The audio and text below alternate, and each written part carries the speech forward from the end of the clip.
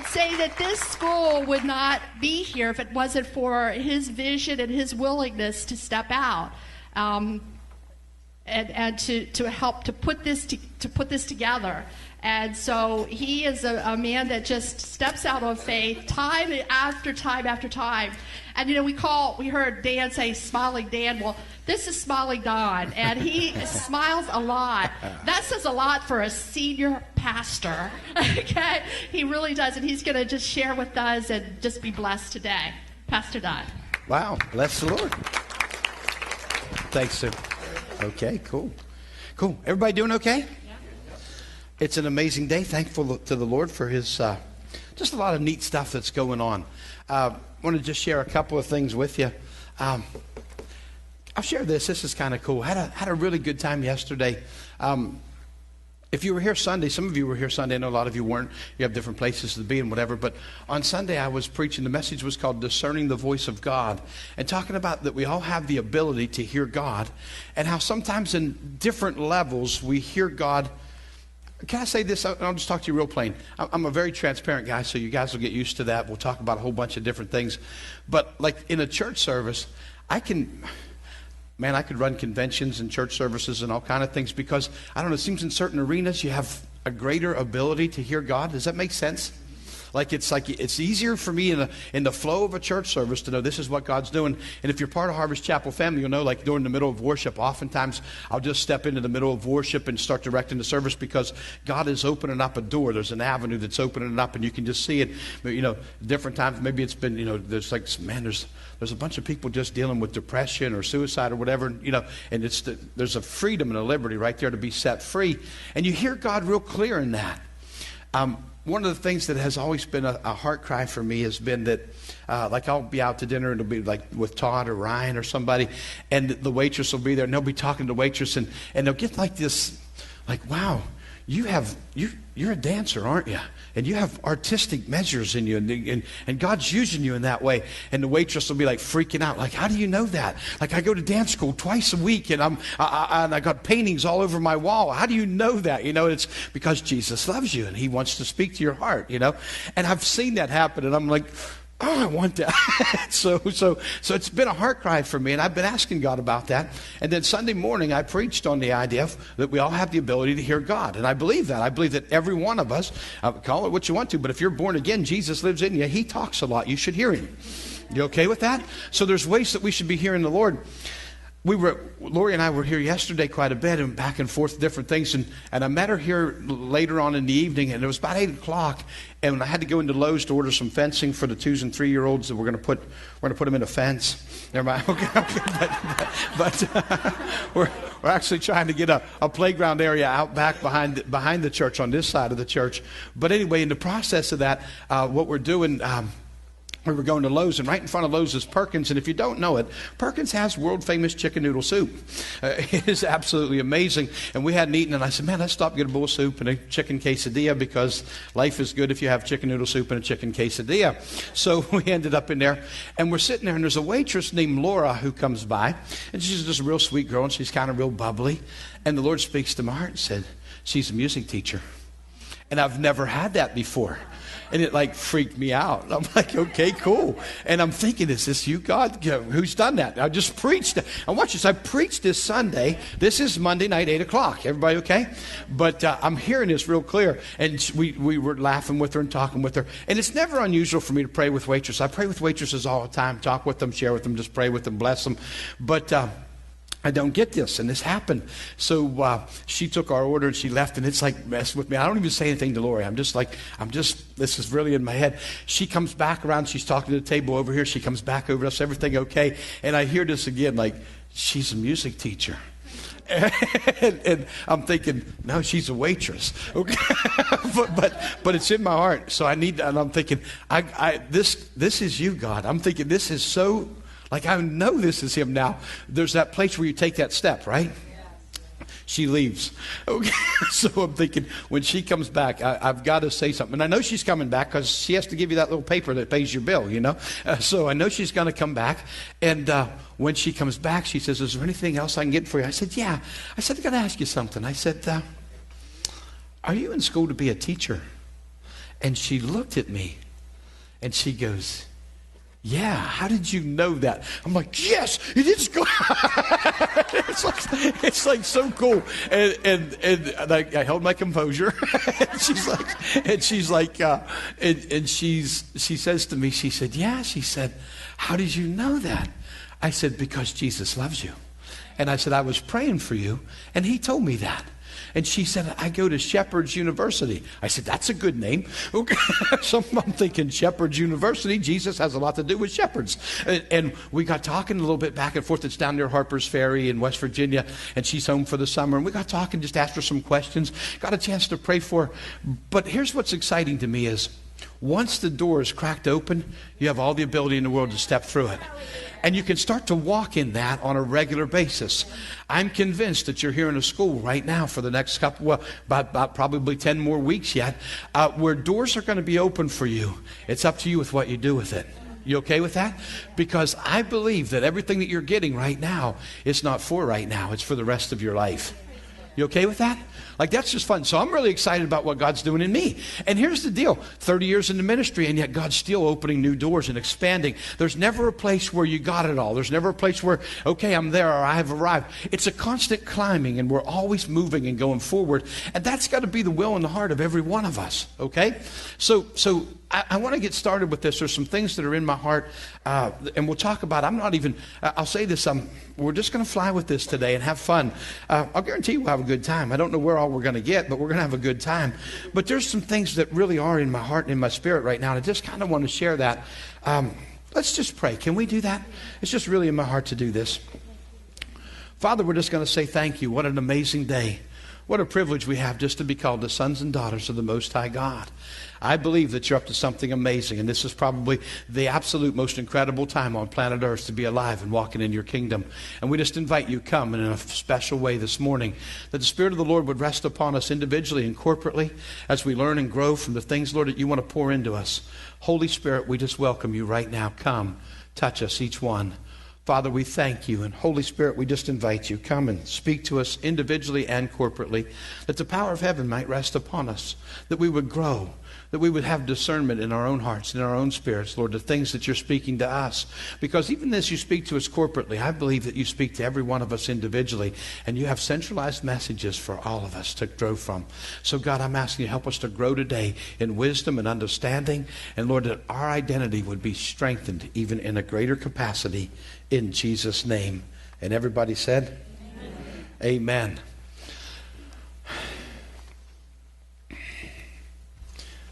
Who do you think you are? That's a rough question, isn't it? Who's ever heard that?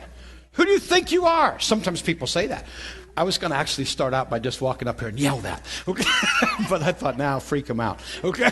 But the idea is that's a very powerful question. Who do you think you are?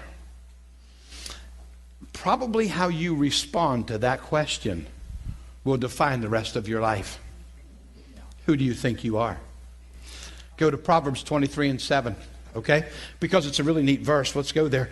And we're going to talk about this just for a few minutes, and then we'll get somewhere else. But I want to start with that. I think that's really in my heart to go there.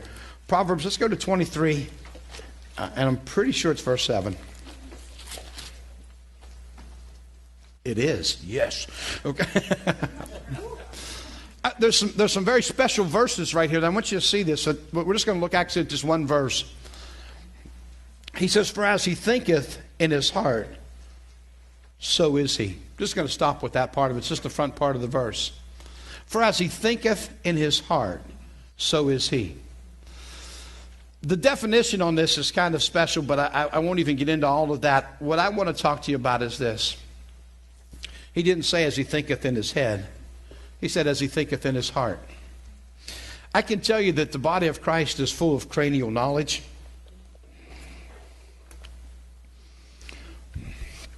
You can have an understanding of how things work, and you can I say this? You can even believe that it works for somebody else. But if you don't believe that it works for you, it won't. Do you understand what I just said? See, education's an amazing thing.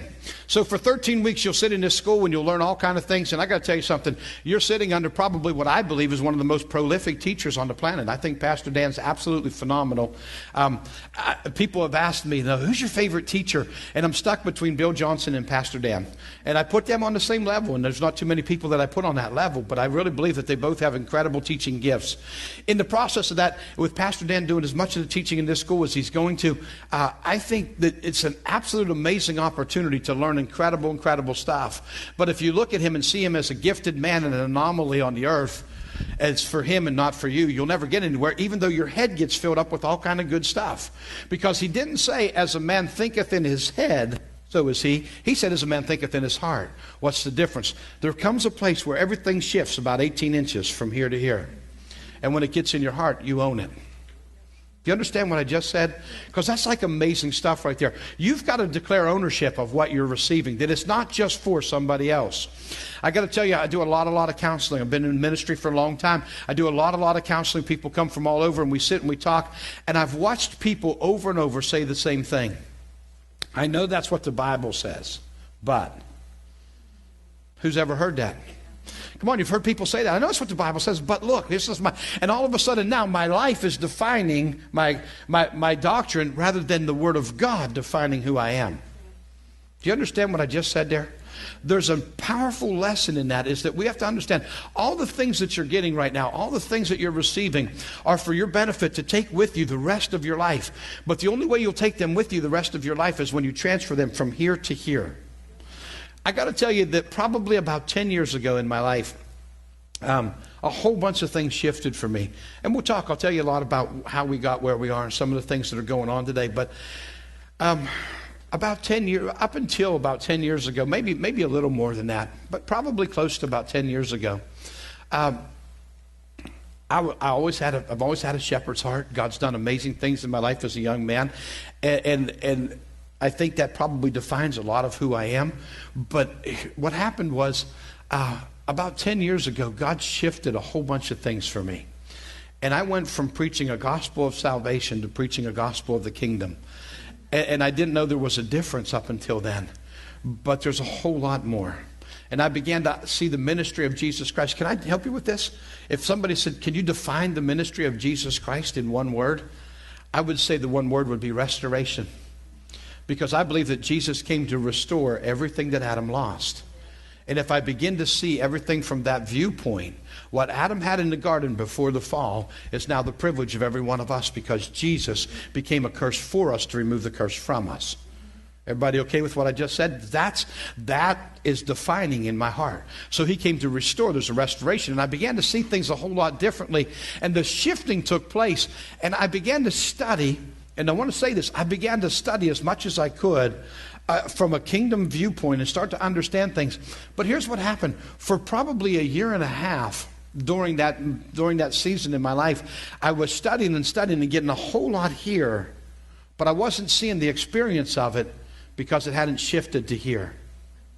I don't know if everybody would understand that. I hope some of you get that. But the key to that is that once you get it in your heart, and this is what I want to talk to you about today, as a man thinketh in his heart, so is he. You've got to believe, and I'm going to say this, but you've got to believe that you actually have the power to raise the dead. Because you'll never pray for a dead person until you believe it's going to change. And then when you do, you got to believe that when you're praying, it will change. Everybody okay? Who's ever seen a short leg grow out? Here's the neat thing. I want to talk to you. First time I ever prayed for a person with a short leg, I wasn't sure what was going to happen, and it grew out. I think God blessed me just for my own sake. I'm not sure, okay? Because I'd like to tell you I'm a man of faith and power, but the fact is, it was kind of like that waitress thing. That waitress was freaked out that I knew about her. She was not near as freaked out as I was. Okay, like I was totally freaked out. Like, oh my gosh, this is amazing. Okay, but watch it. That was last night. But several years ago, I prayed for a lady with a short leg, and I watched it grow out like an inch and a half, and it was like, oh my gosh, this is so cool. But see, I knew other people who had done it. Because they had done it, I knew it was available. If it's available, I want it. Does that make sense? If it's available, you ought to just want it. So you start going for it. But here's the deal. Once the first one grew out, the second one was really cool. Because I was expecting that. Now it's just normal. We were in Mexico. Mel was with me. Melody was with me, and Miranda. I think you guys were both there, and somebody else was with us because there was three of us. Was it Shadow? Were you there when we prayed for the lady that was, or the guy, the old man that was blind? Okay, there was.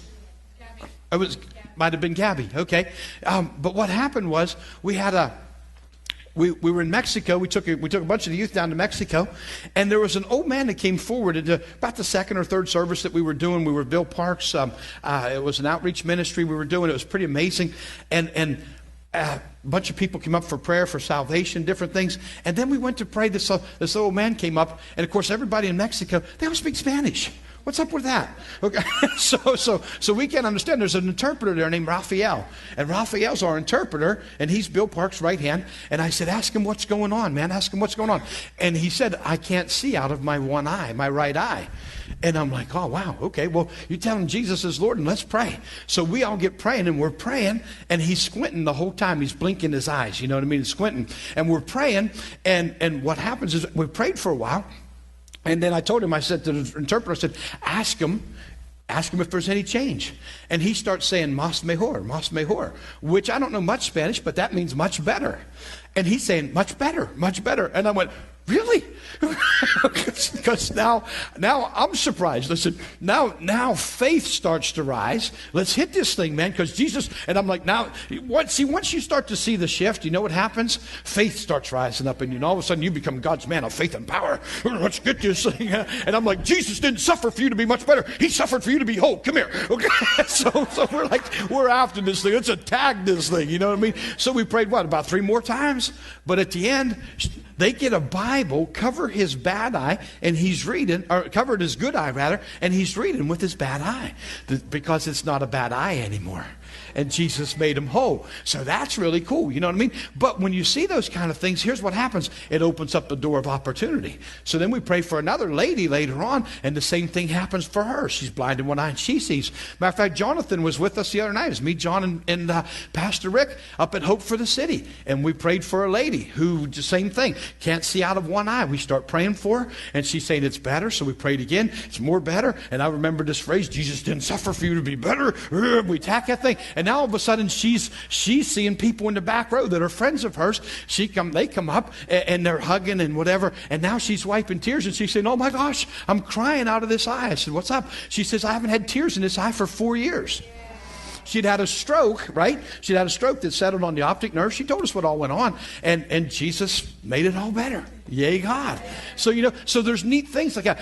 What I guess I'm telling you is that once the door opens to something, you have the ability to walk through it.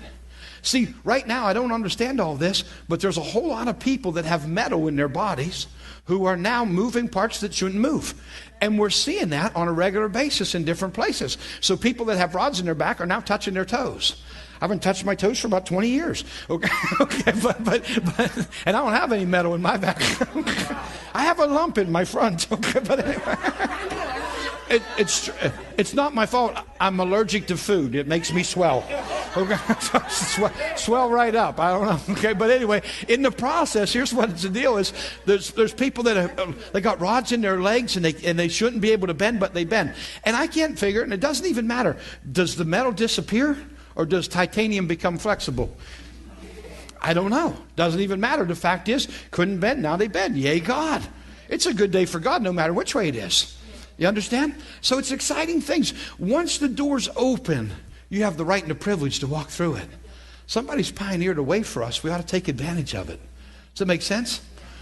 You're here for a season of, you've invested, it's amazing to me, but I think about this, you've invested 13 weeks of your summer to be a part of something that God's doing amazing. Those that are watching by internet are investing 3 hours a day in their nights, and they're working all day and then coming home, and instead of TV, they're doing internet stuff. That's amazing to me. That speaks volumes to me that people are willing to make these kind of sacrifices, but man, we ought to get everything we can out of it. Does that make sense? That's just so my heart.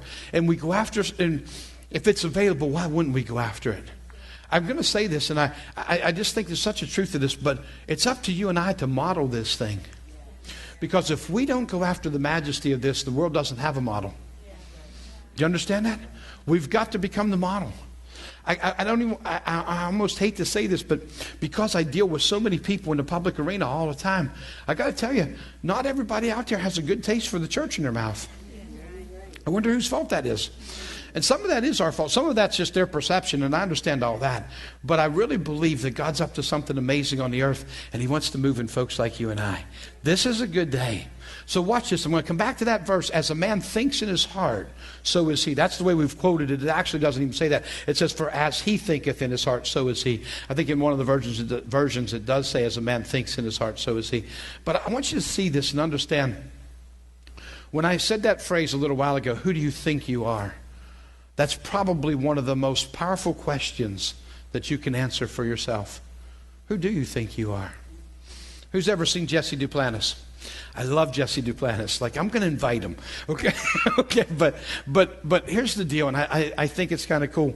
He's at a believers convention. They call them believers conventions. Kenneth Copeland's ministry does those, and he's at a believers convention, and he goes into an elevator, and there's a very fine dressed lady there, and they start to have a conversation. I love to have conversations with people in elevators because they can't get anywhere. Okay, they can't run away till it stops anyway. But here's the deal: as he's talking with her, he begins to speak with her, and he says, "Are you here at the believers convention?"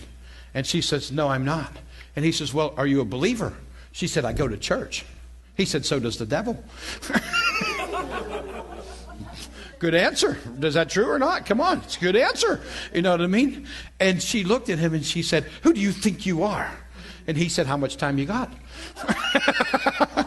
So he just starts going down. Well, I'm a jewel in his crown. I'm the apple of his eye. You know what I mean? I'm the righteousness of God in Christ Jesus. And he starts to tell her who he is according to the Word of God. Because what we've done is we've allowed the world to define who we are when God already defined who you are. We've put so many labels on people, it's ridiculous. Labels aren't for people. Labels are for jars. You're not a jar. God's called you who you are. You're defined who you are right here. So we got to start to think like God thinks. And that's really, I think this is what I believe. If you ask me what's my ministry really all about, I'm going to tell you, I really believe that my personal ministry for me is to help people see things differently. I really believe that's what God uses me for, maybe more than anything else, is to change your perspective. Because if we don't see things differently, we'll never respond to things differently. If I'm doing something wrong and nobody ever tells me that I'm doing it wrong, I'll continue to do it. I was a baseball player, played ball, a lot of baseball when I was younger. When I was younger, everything that was here used to be up here and it looked pretty good up here. And I did just a lot. Okay. I was extremely athletic when I was a kid. Played a lot of baseball. But I had a really good friend of mine named Rob Gray. Who's ever heard the phrase batted cow-handed? Anybody ever hear that phrase? Batted cow-handed.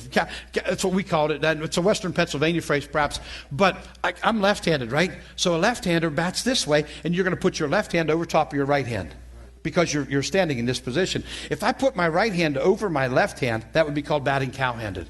Okay? Now, Rob Gray was a really good friend of mine. We grew up together. Rob always batted cow-handed. And I would watch him, and he wasn't a very good ball player. And I used to say, "You're batting cow-handed." And he didn't understand that, because he was comfortable doing this. Until the time came whenever we were able to sit with him and show him, he was right-handed, so he had to put his right hand over top of his left hand. And we began to show him that he would do it differently. And after a while, he became very proficient. He was an excellent ball player. But he had to change the way he thought. Does it make sense? Yeah. If nobody ever told him that he was doing it wrong, he'd have kept doing it that way, thinking it was right. Do you know how long we've done that in the church? Do you know how many things I did wrong for years as a pastor? You know why I did it wrong? Because the people before me did it wrong. I say this all the time in mentoring classes, but I've learned so much more from what I've done wrong than what I've done right. And I've made so many mistakes, I'm starting to get smart. It just works for me, okay? But it's really where we're at, man. I'm going to make a bunch more. I'm going to get really intelligent, okay? Okay. But the fact is that we have to learn from these things. And the idea is that there's some people, God's given us some gifts around us that we can learn from. Here's an amazing thing. Every one of us can learn from every one of us. One of the things that Martin Luther really taught, and I think it's pretty cool, Luther's associated with the Reformation and nailing the thesis in Westminster Abbey. And if you understand church history, you understand that. And if you don't, it's really not all that important. But one of the things that Martin Luther's quoted for is that he was probably one of the strongest teachers of justification by faith. And he was moving the Presbyterian Reformation. But what I want to show you this, and I think what's really, really important that we understand is this. In all of Luther's teachings, when they asked him what he felt was probably his most excellent understanding, it wasn't justification by faith. It was the priesthood of believers. And he taught on the priesthood of believers very, very strong at the end of his ministry, at the end of his life. He talked about that, and it comes from 1 Peter 2:9. It says, you're a royal priesthood. You are. See, if anybody asks you if you're in full-time ministry, you say, absolutely. And by the way, I work 40 hours a week over at this job. But I'm in full-time ministry. Why? Because you're part of a royal priesthood. Do you understand that? I constantly have people coming to me and say, man, I want to be in full-time ministry. I say, cool, go get them. Because I think you should be. I think you should be. You can be in full-time ministry and work for Sprint. You can be in full-time ministry and be a carpenter or a plumber. I've been a drywaller most of my life. I'm a drywall contractor by trade. But even when I was a drywaller, I was in full-time ministry. I hope that makes sense to everybody. Yeah, because you know what? Jesus said it really, really well. Jesus said a lot of stuff really well. You should read the book. It's good. But here's the idea behind that, is that if we can understand, it's an as-you-go ministry. Don't ever miss that phrase. It's an as-you-go ministry. He says, as you go, preach the gospel, heal the sick, raise the dead, cast out devils, cleanse lepers. As you go. Where? As you go to Perkins, as you go to Lowe's, as you go to work, as you go to the mall, as you go to the gas station, wherever you go, you're in ministry. Everybody okay with that?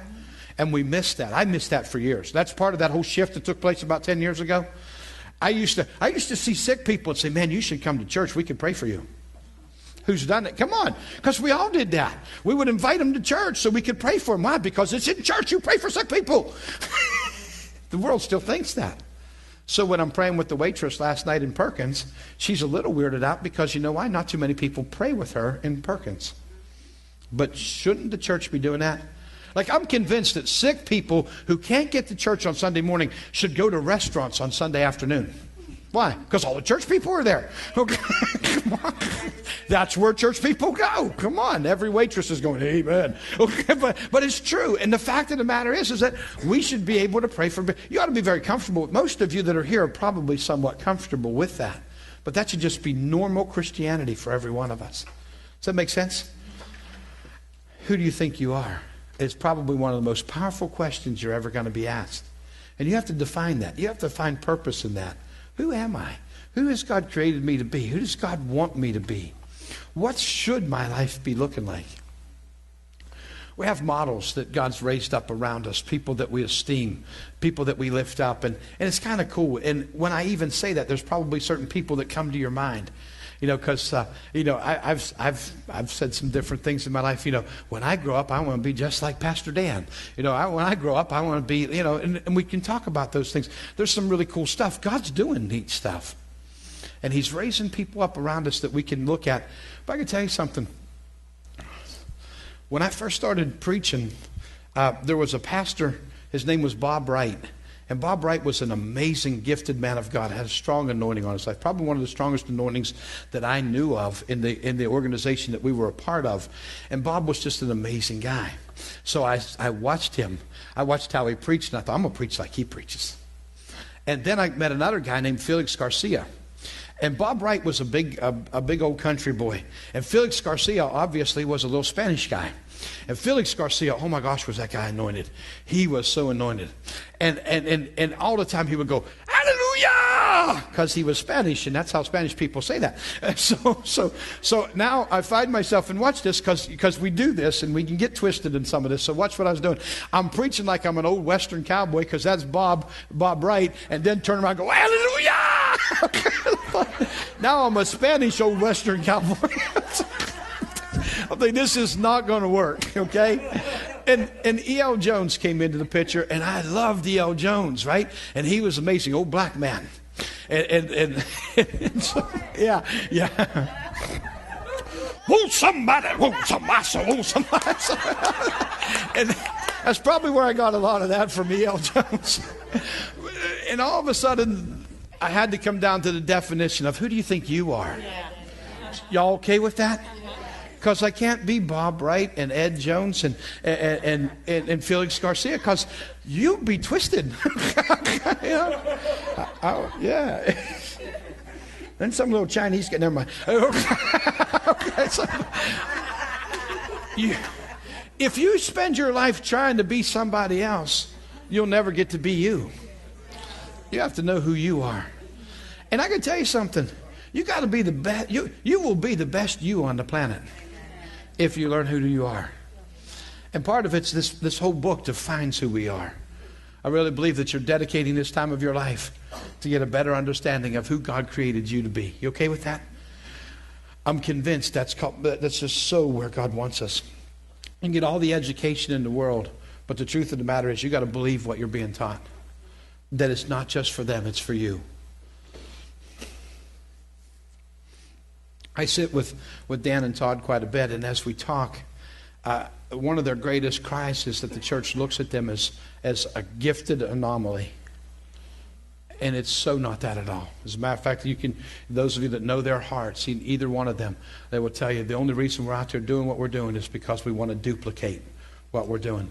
When Pastor Dan and I sat and talked about this school and the idea behind it, and so there were some things that were really, really big. It was all about duplication and multiplication.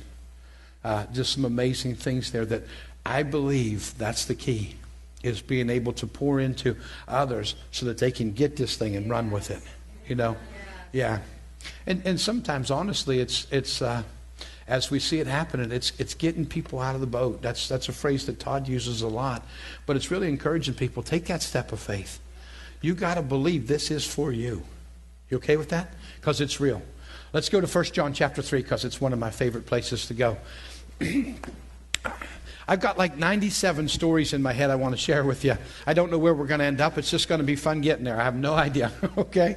But we'll have a good time this morning. I want to go to this. I love this. He starts us out with this word, behold. Behold. Behold. Take a look. This is amazing. It's kind of along that whole verily, verily, foghorn, leghorn thing. Okay? Some of you have no idea what I just said, and that's okay. Okay? Yeah. Behold, what manner of love the Father hath bestowed upon us, that we should be called, check this out, the sons of God. I love this phrase. He says, behold. There comes a point where we have to really take into account and take into view the love that God has for us. Like, even as a child, and for some of you that might know some of my history, I was raised Roman Catholic. I was an altar boy for 8 years. Became a commentator in the 11 o'clock Mass in a church of a couple thousand people. My mother was confident I was going to be a priest. Several priests were in the family. And then I met this little Pentecostal girl. And my mother hated her because she drew me away from Catholicism. And if you know anything about Catholic roots, and again, not picking, there's a lot of good Catholic people. And we got this idea in our mind that Catholic people couldn't be saved. And I got to tell you, we need to rethink that thought. Okay, I'm just going to leave that alone, not get into theological debate with anybody.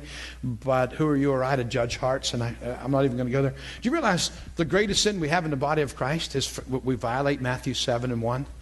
Matthew 7:1 says, judge not, lest you be judged. And we called it fruit inspection and a whole bunch of other things. But honestly, we became very judgmental in the body. And we have to repent of some of that stuff and move forward. And thank God we're moving forward. But I want to take you to a place that's real important. And this is what I guess I was starting to say. As a little child, even growing up, I understood God loves me. Who sang the song, Jesus loves me, this I know, for the Bible tells me so. And here's why I knew Jesus loved me. The Bible told me so. But it was all cranial. Do you understand what I just said? I had a head knowledge that God loved me. But there came a point where I started to get a revelation of the love of God. And it totally blew me away. Would to God that the body of Christ today would start to get a real revelation of the love of God. This is what he's saying in 1 John. He's saying, behold, what manner of love the Father hath bestowed upon us, that he would adopt us into his family, that he would call us his kids, that I would be his son. That's like an amazing day when you start to understand sonship. Remember this, and this is a phrase that I use a lot, but I'm going to come back to this several times today. It's always about identity. It's always about identity. I don't care what's going on in your life, it really comes back to identity. And that's why I bring out the question, who do you think you are? right? Watch this. Did Eve sin in the garden? Is that the first sin? Eve took of the tree, right? Why? Because it's about identity. Because she thought there was something more. Because she thought if she ate of the tree, there was something more. If there's something more, I need something more. Why do you need something more if you have your identity solid already? Do you understand what I just said? The idea behind it is she got selfish because she didn't understand. What did the devil tempt her with? Her identity. If you eat of this tree, you'll be like God. But didn't God already make her in his own image and after his own likeness? So if she'd understood that her identity was she is already like God, why would I do what God told me not to do when I'm already like him? Anybody follow what I just said? Because that's really serious. It's always about identity. When you study out your own life, the fact of the matter is it really comes down to always about identity. I find it probably in counseling the greatest thing that I encounter is people are insecure. I promise you that when you're just speaking into people's life, and can I say this? Every one of you is a counselor. Hello? Yeah, every one of you is a counselor. You're going to counsel somebody today. And you might not call it counseling, but the truth of the matter is you're going to have a conversation with somebody, whether it's on phone or in person. You're going to talk to people. There'll be kids around, whatever. Do you understand how much we pour into kids? We don't even realize what we're pouring into them. But the truth of the matter is we're counseling all the time. Okay? But the truth is, when it comes down to it, it really comes down to identity. Here's what he says. Behold, what manner of love the Father has bestowed upon us, that we've been adopted into this family and we're his sons. And we start to understand that, and we begin to understand and fathom the love of God. And there's a place where what happened in my life was that I began to really start to understand and get a revelation of God's great love. And once that hit me, it hit me like a brick. And I began to understand, oh my goodness, this is amazing. So he says, behold, what manner of love the Father has bestowed upon us, that we should be called the sons of God. Therefore the world knows us not, because it knew him not. Why does he say that? Are there people in your world that think you're an absolute nut? Whew, I'm not alone. Okay, good. I can tell you something. It's funny. And I want to say this the right way, but as the church has grown, some of you might know, we started in a little plaza that you pass on the way in here. There's a little storefront down there. We started with 1 unit. We went to 2. We went to 3. We bought property up here. We built a building over there in 2002. The building you're in now, we built last year. Matter of fact, we have a 1-year anniversary coming up next week. So that's kind of cool that we'll be in a new building. But what's going on is the church has grown and a lot of things have happened. We've got a pretty good name out in the community. But there are some people, as I'm out there and we're meeting, and you get a chance to meet people, and then they find out you're a pastor. Oh, where are you pastor at? I said, oh, up in Abbottstown. Oh, where at? Harvest Chapel. Oh. And they go, oh, I'm not sure why that oh was. What did they hear? You know what I mean? But not everybody understands the style of worship that we do or the type of church that we are or the fact that we're stepping out. And some people, can I say this? Some people are afraid of that. When I first met Pastor Lori, she's a young girl. She was 16. I was 18 when we first met. And when we first met, we got talking. And so I decided I was going to ask her out. And when I asked her out, I said, you want to go out Sunday night? And she said, well, I can't go out Sunday night. I have to go to church. I said, you go to church Sunday night? I said, why don't you go Sunday morning? And she said, I do. I said, you go Sunday morning and Sunday night? She said, yeah, and Wednesday too. I said, you go to church 3 times a week? Because we can do that. And she said, yeah, always. I said, oh, are you bad? Because I can't imagine that you had to go to church 3 times. I'm a Catholic boy. We went once a week, and I thought, I had to get in the confessional on Saturday once a month, spend a couple hours. Anyway, okay. But I used to go in and the priest said, wait a minute, it's you. I got to get comfortable. Okay, but what happened was in the midst of that, and if you can understand, I didn't get this whole picture of going to church 3 times a week. To me, that was crazy. Didn't make sense to me. There are people out there who won't understand you. It's okay. Not everybody will. And can I share this with you? Your job is never to change them. Your job is to love them. If you love them and give them truth, you've been incredibly successful. You don't know how many people that I've shared with over the years, and I'll tell you this, that for years what happened was I would share with people because you're wanting to lead everybody to the Lord, and back then, we understood that the way you help people was you put them in a headlock and made them pray a prayer, okay? You pray this prayer, and you get saved, and you'll get your name in a book, and you can go to heaven, and we lived that way. Come on, most of us did that. because we were going to change the world one neck at a time. Anyway, okay, but here's what happened, okay? And that doesn't work, okay? But here's what happened, and it's true, is that as we were going through that and trying to define what this was supposed to look like, when people didn't accept my God, I felt rejected. I felt like a failure. I felt like I did something wrong. And you know what happened? A lot of the body of Christ started to get into that kind of thinking, and all of a sudden we quit sharing the gospel because we didn't want to deal with the rejection. We felt like failures. And the Lord spoke to my heart because we were out one day, and I was out with a bunch of the youth, and we were passing out tracts and just talking to people. And that was something that we did a whole lot of back then. And I felt like, man, we didn't lead anybody to God. And I felt really bad about the day, and I'm going home, and I'm saying, Lord, I'm sorry, we just failed you. And I heard God real clear speaking to my heart, said, you were incredibly successful today. And I said, we didn't lead no. Did you ever get, who argues with God? Like, hello, did you not watch? So obviously you're busy, but we didn't lead anybody to God. You know what I mean? He said, you were incredibly successful. You went out and loved on people and gave them truth. Do you understand that defines success? Because that's really what God called us to do. Love people and give them truth. If you love them and give them truth, now the Holy Spirit has something to work with. Do you understand what I just said? Your success ratio isn't based on the idea of how many people's names did you get recorded and whatever. You know what I mean? Your success ratio is based around the idea of, did you love people and give them truth? If you loved them and you gave them truth, yay, you had a great day. So you can come home and your mom says, hey, how many people did you lead the Lord? Nobody. It was great. Why? Because you were incredibly successful. You loved people and you gave them truth. It wasn't that you were out, can I say this? Too long in the body of Christ, we were out to put another notch on the wall. I was talking to a man who'd been coming to me for a while, and I had to really speak to him straight. Can I talk to you? Is it okay? I had to speak to him really straight. And the idea behind it was he was coming and he was telling me that, I was out in the mall and I prayed for this guy and he got healed and this one not got healed. And it seemed like a constant barrage of that over and over.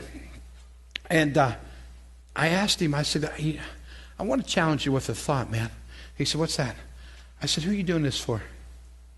He said, I'm doing this for Jesus. I said, you have to get to a place where you understand that you're not doing this for you. That you're not praying for people so that you can have another success story to tell the church. Do you understand what I just said? Because sometimes we can get twisted with that. And now it's another notch on the wall for us. Y'all follow what I just said? Please make sure, and this is so very, very important, God is interested much more in your motive than your results. Oh, that was just good right there. You should write that down. Okay? God is much more interested in your motive than your results. Because the fact of the matter is, it's really always about your heart. It's where's your heart at in the midst of this. And I'm sure you've heard that over and over by now.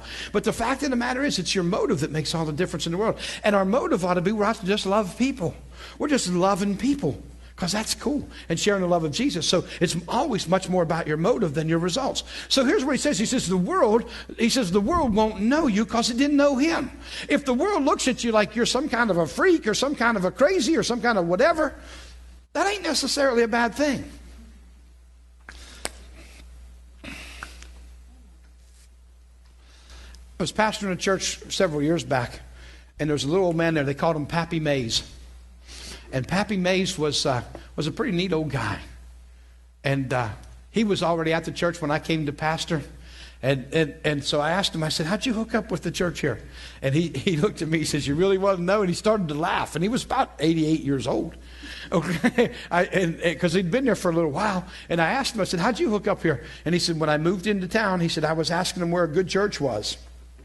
And He said, well, they told me about this church and another church, and there were several. It was a brethren community, Mennonite community, similar to here. Really, a lot of brethren and Mennonites around our area. But he said, they told me, they said, stay away from that church over in Council Bluff. He said, because them people over there are crazy. They hang off the chandeliers and they jump and shout all over the place. And he said, whoo-hoo, that's the church for me. Okay, he got all excited. The world looked at it as crazy, but he was tuned into, he wanted more of God. Is that okay? So sometimes, can I go here? I've been at churches that, If church goes over an hour, people are leaving. And I thought, you're in trouble here, because after an hour, we're not done with worship yet. And I ain't even got started. And we went through a season in the body of Christ where we became what we called seeker friendly. And I don't want to say this the wrong way. I'm not being critical, but I think there's a place for everybody. You understand what I'm saying? But I've had people ask me, are you seeker friendly church? I said, we're a spirit friendly church. Is that the same thing? And that's the way I usually respond to that. We're spirit friendly. I just want to be friendly to the Holy Spirit. Whatever Holy Spirit wants to do. See, I'm convinced that God has this idea that church ought to be about Him. No, what's up with that? Okay, but it works for me. In the process, sometimes the world's not always going to understand if you're in church for 3 hours. That lady started coming here, and she got home one night, and her husband was furious with her. And he said, where have you been? She said, I've been at church. He said, you left here, because she came on a Saturday night. Who's ever been here on a Saturday night when Dan's here? Okay. If you get to church at 6:30, you don't leave for 5 hours. Okay. Okay. But we have a pretty good time. She got home by 11:30. She left at 6:30. She got home by 11:30. He said, you have not been at church all this time. She said, I've been at church all this time. He said, nobody has church that long. But when God shows up, it doesn't feel like 4 hours. Y'all follow what I just said? Like 4 hours seems like 20 minutes. Who's ever been in church for 20 minutes felt like 4 hours? Never mind. Okay. We'll leave that alone. Okay. I better read the next verse. Okay. A lot of times, and I don't know if you underline in your Bible. I write in my Bible. If you have a Bible that you can't write in because you feel convicted, see me and I'll give you one you can. Okay. But in verse 1, I have sons of God underlined. And now look at the next verse, because I've underlined the word now. Beloved, now are we the sons of God. Who understands that now we're the sons of God? I got to tell you something, man. We've been brought into the family. In John chapter 1, verse 12, he says, as many as received him, to them gave he power to become the sons of God, even to them that believe on his name. There's a power that comes with being his sons. And right now, this is what he's saying. Beloved, now are we the sons of God. And it doth not yet appear what we shall be, but we know that when he shall appear, we shall be like him, for we shall see him as he is. Right now, I'm a son. I'm not going to be a son. I'm not hoping that one day when I cross over the sapphire seal of heaven's gate, I'll be a son. We've had all these phrases, you know what I mean? The truth of the matter is, right now, I'm a son. I've been adopted into the family of God. Okay? Now watch what he says. And every man that hath this hope in him purifies himself, even as he is pure. You know you got to underline purifies himself, right? That's such a huge word right here. I so want to talk to you about the body of Christ today, because this is where my heart's at. It's an amazing thing. In a couple of days, actually tomorrow night, we'll begin a series of services, and David Hogan's here for 3 nights, and then Todd's here on Saturday night, and we'll have an amazing weekend. It's just going to be an awesome time. It's just going to be like really incredible. So 3 nights of David Hogan, then a night of Todd, and then I got to follow that on Sunday morning, but I'm wound up, so I'm ready. Okay, so here's where we're at. I want to talk to you about this because it's kind of cool. I've had the opportunity to be surrounded by some really, really amazing men, some of the most amazing men that are walking on the planet. And I got to tell you something. In the church today, I do believe there's a place where there's a laying on of hands, there's impartation. I know that because it's in the Bible. Paul says, I pray that I come unto you, that I might lay my hands on you and impart some spiritual gift to you. Does he say that? It's in the book, okay? If it's in the book, it's real. I'm just convinced that everything that's in the book is real. It's a real book. I'm convinced that every scripture that's in the book is breathed by God because it's in the book. It says so. He says all scripture is given by the inspiration of the Holy Spirit. Okay? When he says that, it actually, if you understood that in the Greek, it actually says every scripture is God-breathed. Isn't that a neat phrase? Breathed by God. So there's a place, and a lot of times there'll be lines for impartation, and everybody wants somebody to lay hands on. And I have no problem with that, but I really believe that impartation is a catalyst. Can I talk to you? Because I'm going to talk to you real straight. Here's a man who lives out his life in constant fasting. As a matter of fact, like David Hogan, fasts every other day.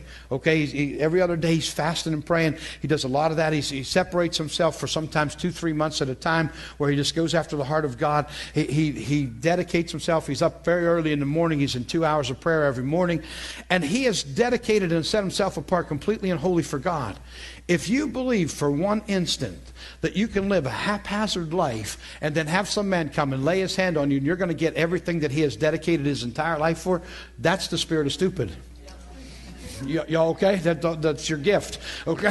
Okay. So, yeah. The truth is that's never, ever going to happen. That he can lay his hands on you, and now in a moment you're going to get what he poured his whole life after to get. But I do believe that he can lay his hands on you and it can begin a catalyst. Yes. But I'm going to give you a word that probably the church doesn't like. It's called discipline. We've got to walk in discipline. We've got to discipline ourselves. We've got to bring our life into subjection. We've got to walk this thing out. We've got to keep our hearts pure, keep our minds pure, study after the Word, go after God with everything that's in us. And I believe that. But I do believe there's an impartation that can be a catalyst that will begin an incredible journey. Y'all follow what I just said? That's huge to me that we understand that. I think it can be a catalyst that will launch us. But it's up to us to discipline ourselves and go after this. Watch what he says. Every man that has this hope in him purifies himself. There's a place where we purify ourselves, where we keep ourselves pure, where there's a place where we set ourselves apart. There's a place where, you know what, when the whole world's doing this, I'm even going to say this, where the whole church is doing this, I still refuse to do this. Let me talk to you. Some of you know my mother-in-law passed away a couple weeks ago. Amazing woman of God, amazing woman of faith. Probably led a couple hundred people to the Lord at her kitchen table. I just think that's a great testimony. I just think that's a really incredible testimony. And she's done an awful lot. At her funeral, we did the song. Took a whole bunch of pictures and put them to the song, "Thank You for Giving to the Lord," which I think is an amazing song anyway. It's a very bold song. But anyway, in the process of that, she gave a lot to God, right? Incredible woman, but she was, I'm going to say this the right way, she had a side to her that was legalistic, okay? I'm 50 years old, okay? Pastor Lori's 50 years old. Who remembers Charlie's Angels? When we were in high school, that was the big thing. Farrah Fawcett and what was the girl with the Jacqueline Smith, you know what I mean, and whatever, you know what I mean, Kate, whatever. But here's the deal. That was like the big thing when we were in high school. My wife wasn't allowed to watch that because they had guns. And she wasn't allowed to watch TV if it had guns. Y'all follow that? It's the home she grew up in. So it gives you an idea, right? No dancing, no swimming, none of that kind of stuff ever went on. I took her to the prom. They were ready to throw her out of the church. You know what I mean? I was a rebel. Another story altogether, okay? The whole deal come down to this was in the process of that, Mom, incredible woman of God, loved the Lord with all of her heart. As she got older, some of that legalism began to fall off of her, and she was really finding, a place. But she'd always walked with God, and God had done amazing things in her. She had a stroke. When she had a stroke, a lot of her, I'm going to say this, her blood flow really slowed down, and she was cold all the time. Y'all understand that? Circulation is what I was trying to say. Circulation got poor, and she was cold. And my mother-in-law had never worn a pair of pants, ever. Because in the old Pentecostal holiness movement, that didn't happen. Women didn't wear pants. And she's freezing, and it's January. So I told her, I said, Mom, you can wear pants. Now, my mother-in-law loves me. Like, I have more influence on my mother-in-law than anybody on the planet at that time. And I'm like, Mom, you can wear pants if you want to. No, Dawn, I just can't do that. I said, okay. So now she's really freezing. And the sisters all get together. Pastor Lori, she got a sister Joanne, a sister Arlene, and they come to me and said, Dawn, you got to get Mom into a sweatsuit somehow because she's freezing all the time. I said, okay, listen, Mom loves me. If I buy her one, she'll wear it. So I go out, I buy her this nice, like Adidas sweatsuit, you know what I mean? And I tell her, Mom, put this on, put your dress over it. Right? She'll still be in a dress, but she can wear a sweatsuit underneath it. She'll be warm. This is just good planning, right? So she does it. She puts this sweatsuit on. She comes out with this, I can't believe I'm wearing this. And she's there. And she's sitting in the chair for about 20 minutes. And she jumps out of the chair. I got to get this off. Dawn, I'm taking this off. I can't wear this.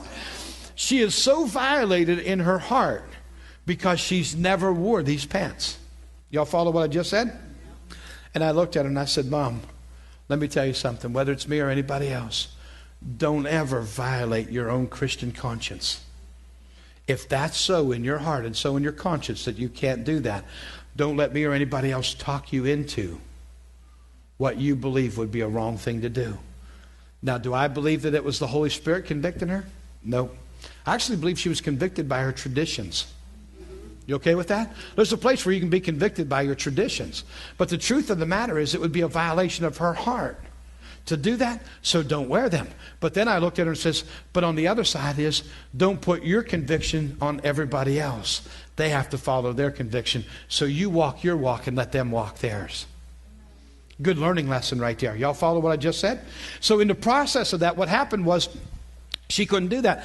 She had to keep her own heart pure. And in her own mind, even though all of us in here would probably think, well, that's ridiculous, in her mind, it wasn't ridiculous.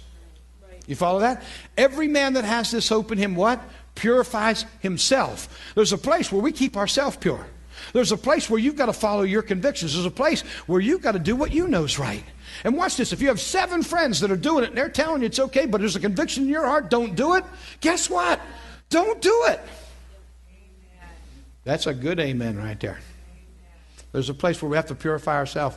You're not going to wake up one day pure. You're not going to wake up one day because an evangelist prayed for you last night and this morning you woke up and there was gold dust all over your face and now you are pure. Every man that has this hope in him purifies himself. Everybody okay with that? There's a place where we walk in discipline, where we walk and we carry ourselves with honor. Okay? And we'll talk about that in just a little bit because we're really establishing a culture of honor. Okay? I want to show you a couple of things real quickly if I can. Whosoever committeth sin transgress also the law, for sin is the transgression of the law. And you know he was manifested to take away our sin. And in him is no sin. Okay? Sin is a transgression of the law. Okay? Here's the deal. If you want a definition of sin, it's right here. Sin's a transgression of the law. What's that look like? There's amazing things in that. We'll talk about that in just a little bit. But he was revealed for what purpose? That's what manifested means, revealed, to take away our sin. And in him is no sin. Whosoever abideth in him sins not. Whosoever sins hath not seen him, neither known him. We're going to talk about this, okay? Let me read a couple more verses and then we're going to really break this down, okay? Watch this. Little children, let no man deceive you. He that doeth righteousness is righteous, even as he is righteous. He that committeth sin is of the devil, for the devil sins from the beginning. For this purpose the Son of God was revealed or manifested, that he might destroy the works of the devil. Whosoever is born of God does not commit sin, for his seed remaineth in him, and he cannot sin because he's born of God. As a young Christian, barely saved, I read these verses. I gave up. After I read these verses, I thought, this is crazy. He just said, whosoever is born of God does not commit sin. Who's ever missed sin? Do you know, anybody know the Greek word for sin? Yeah, it means miss the mark. It's hamartia. But the phrase hamartia in the Greek literally means miss the mark. It's taken from an archer who is shooting an arrow at the target and he missed the mark. Y'all follow that? That's the exact definition of the word sin, to miss the mark. Sometimes we miss the mark. What he just said is whosoever misses the mark is of the devil. For the devil misses the mark from the beginning. Everybody read that?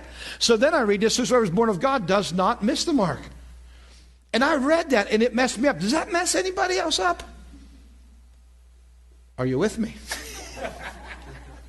It's challenging, right? So as a young Christian, I read this and I didn't understand this. And I started going to people saying, hey, what does this mean?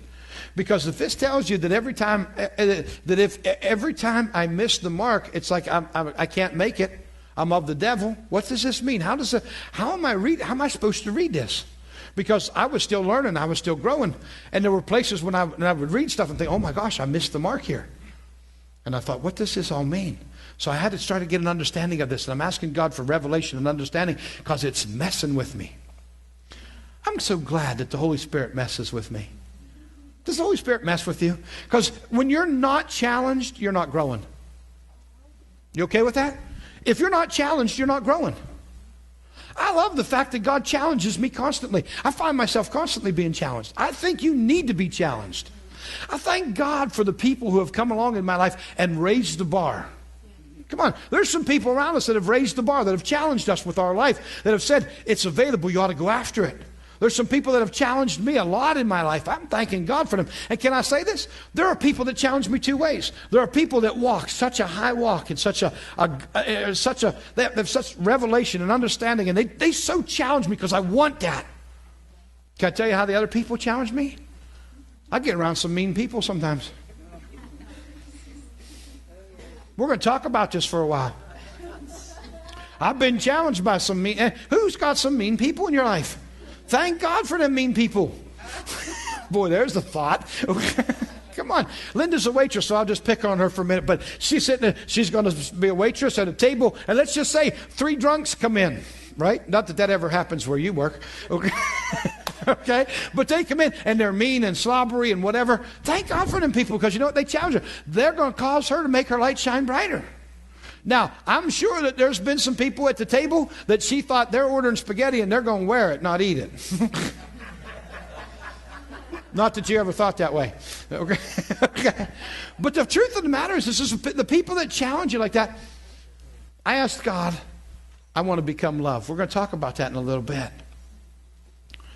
God will not cause you to become loved by surrounding you with lovely people. Do y'all understand what I just said? Yeah, there'll be some lovely people around you that you can model and emulate, but if you really want to get tested, you're going to have to get around some unlovely people. Anybody hear what I just said? Because that was just really right on. You're never tested by lovely people. If you want to become love and you're just surrounded by a bunch of people that are easy to love, you can love them. That's easy. Matter of fact, Jesus said publicans do the same. If you only love them that love you, publicans can do that. Tax collectors can do that. Sinners, the hardened people that were considered at the bottom of the totem pole, if I can say it that way, they can do that. He said, if you really want to be challenged, get around some unlovely people.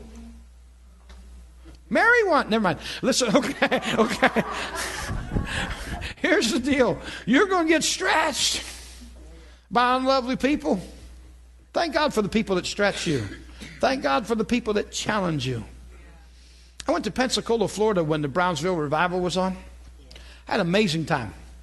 We got down there, and the first night, I'm excited. I've never been there. I've heard a lot about it. It's been going on for a couple of years. I've met all kind of people. You got to go. Oh, you got to go. And I'm not big at chasing stuff. I want to become stuff. But in the process, there's something about just going down. So I thought, okay, I'm going to go down. I want to go down and going to see what's going on there and just kind of see what the culture's all about and what God's doing. We got there, and they said, you got to get there early if you want to get decent seats. And we got there early, and we got pretty good seats. And I'm all excited. And guess what?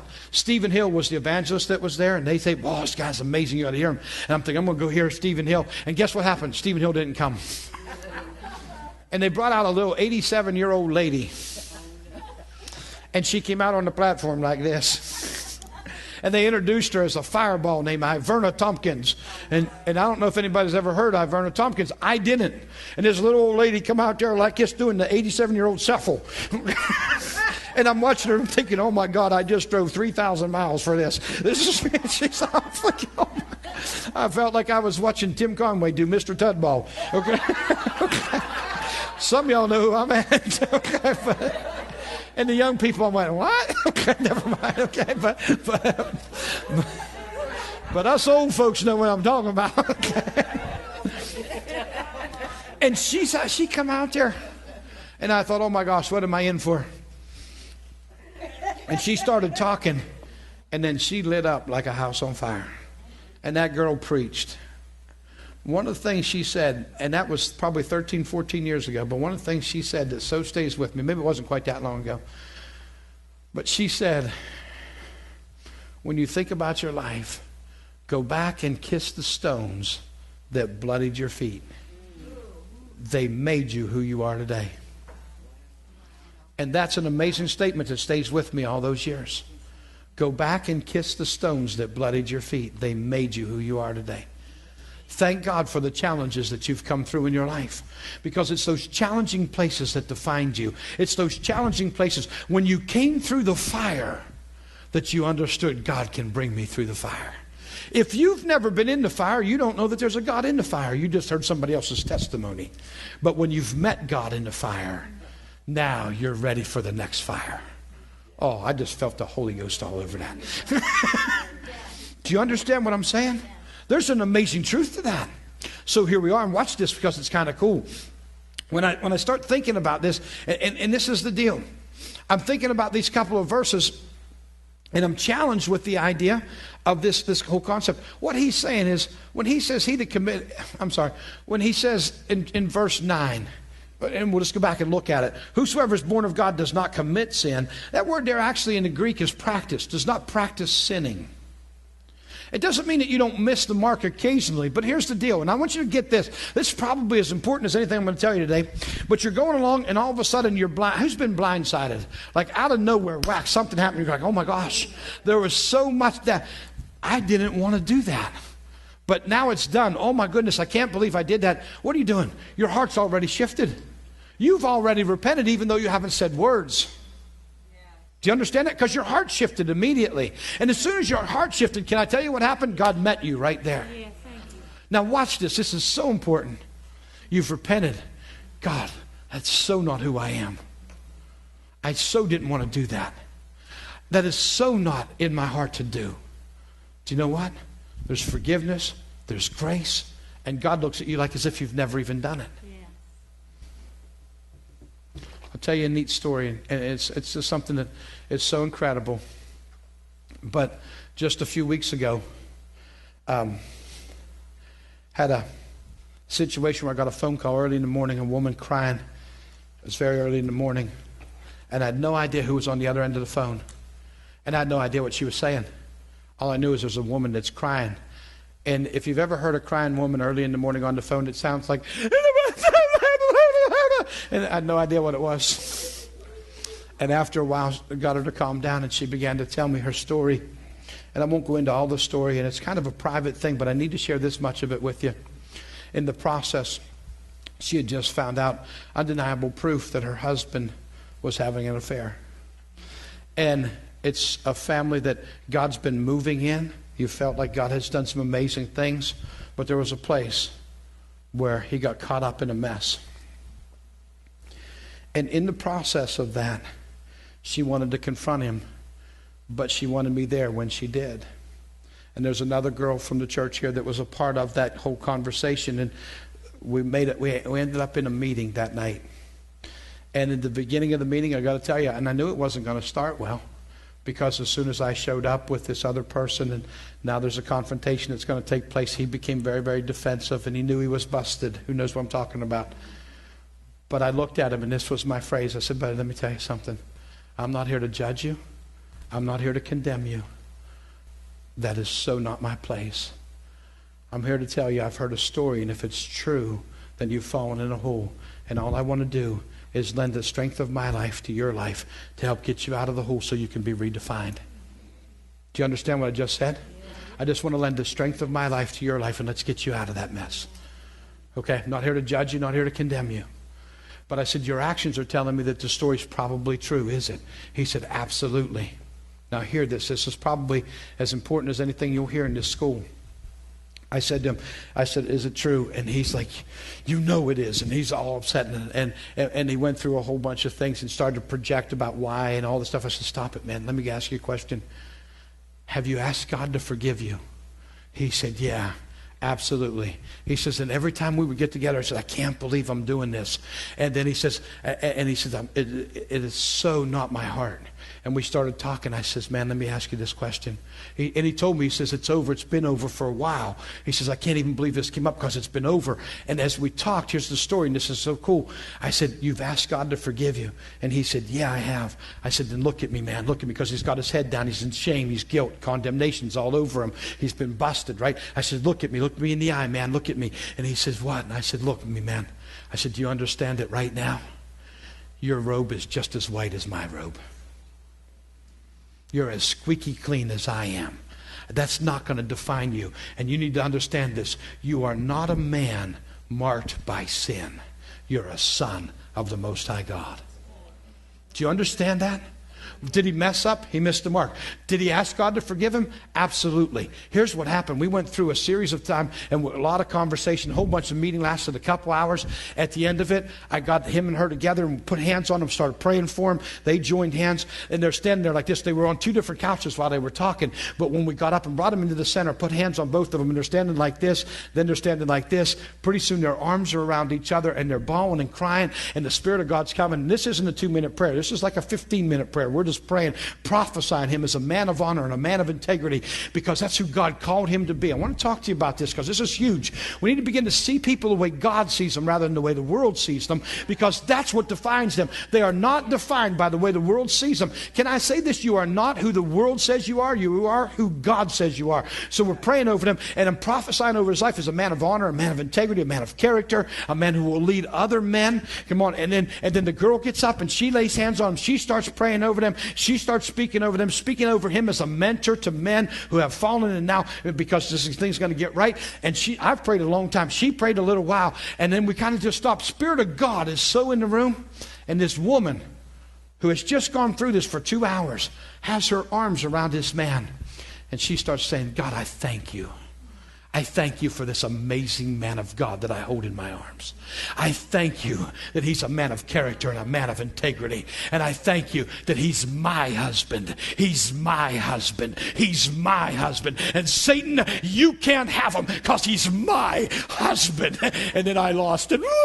I'm bawling like a big kid. That was one of the most amazing moments in ministry for me, because I watched this. It's the gospel. It's the power of the gospel. It's truth to its very core in nature, because we refuse to be marked by sin when God says we're sons. We have lived in sin consciousness when we ought to be living in son consciousness. It never takes away from the fact that, listen, you need to hear my heart in this. It never becomes an excuse. It never becomes a reason to just go ahead and live a haphazard life. Never.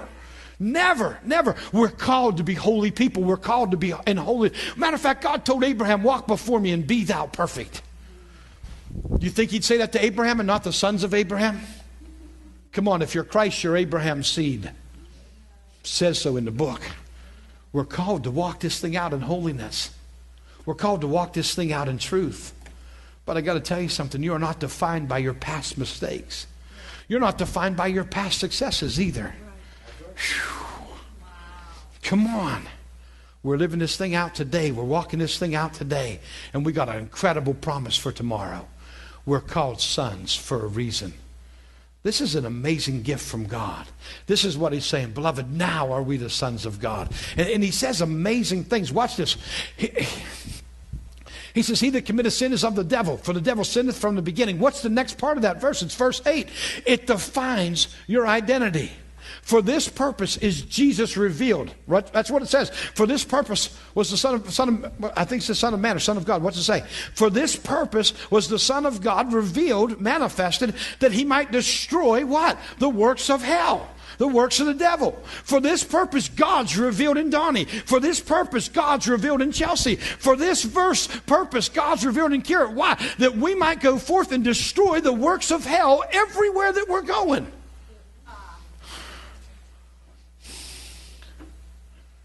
So the devil comes in to try to mess up a family. And you know what happened?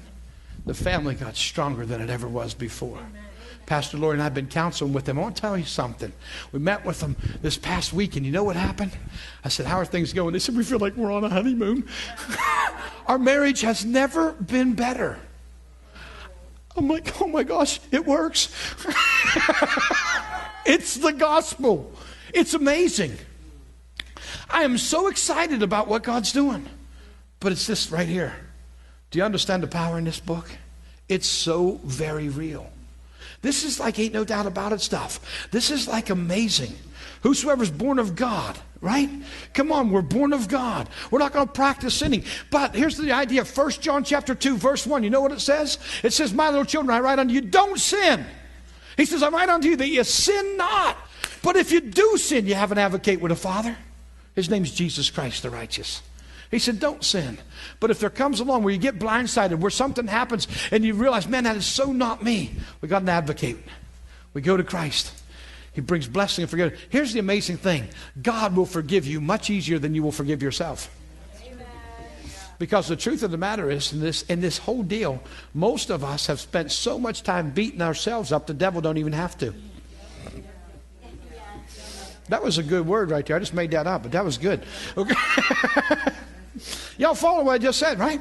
We beat ourselves up so bad, the devil don't have to spend time beating us up. We'll do a good job of it. And then when we find out, we'll go beat each other up. And then we blame the devil, and he's like, I didn't have nothing to do with that. Okay. That was just church people. Never mind. Okay. Okay. There's some truth to all that, I'm telling you. Wow.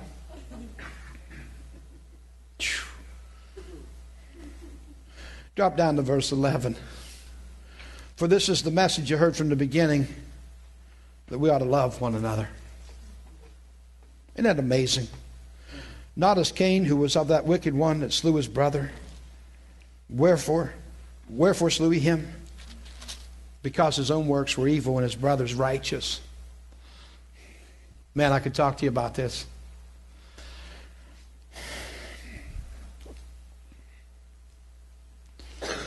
We have spent so much time measuring ourselves by one another. Can I tell you something? You're not my measuring stick, and I'm not yours. Please hear that. We have one measuring stick. His name's Jesus, and that's what we ought to strive for. So I want to talk to you. He says, and it's a very, very powerful thing, but I want to read this again. Not as Cain. See, we ought to love one another. Not as Cain, who was of that wicked one and slew his brother. Why did he slay him? Why did he act out against him? Because his own works were evil and his brothers were righteous.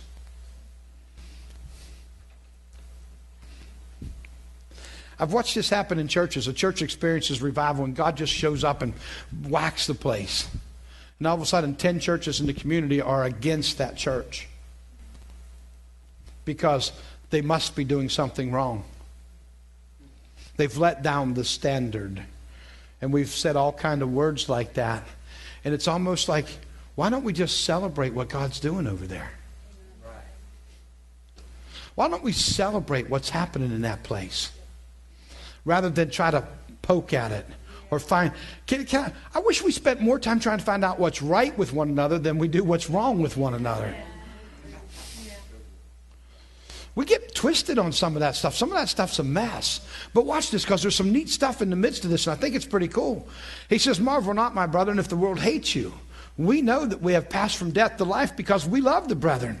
He that loveth not his brother abideth in death. Right?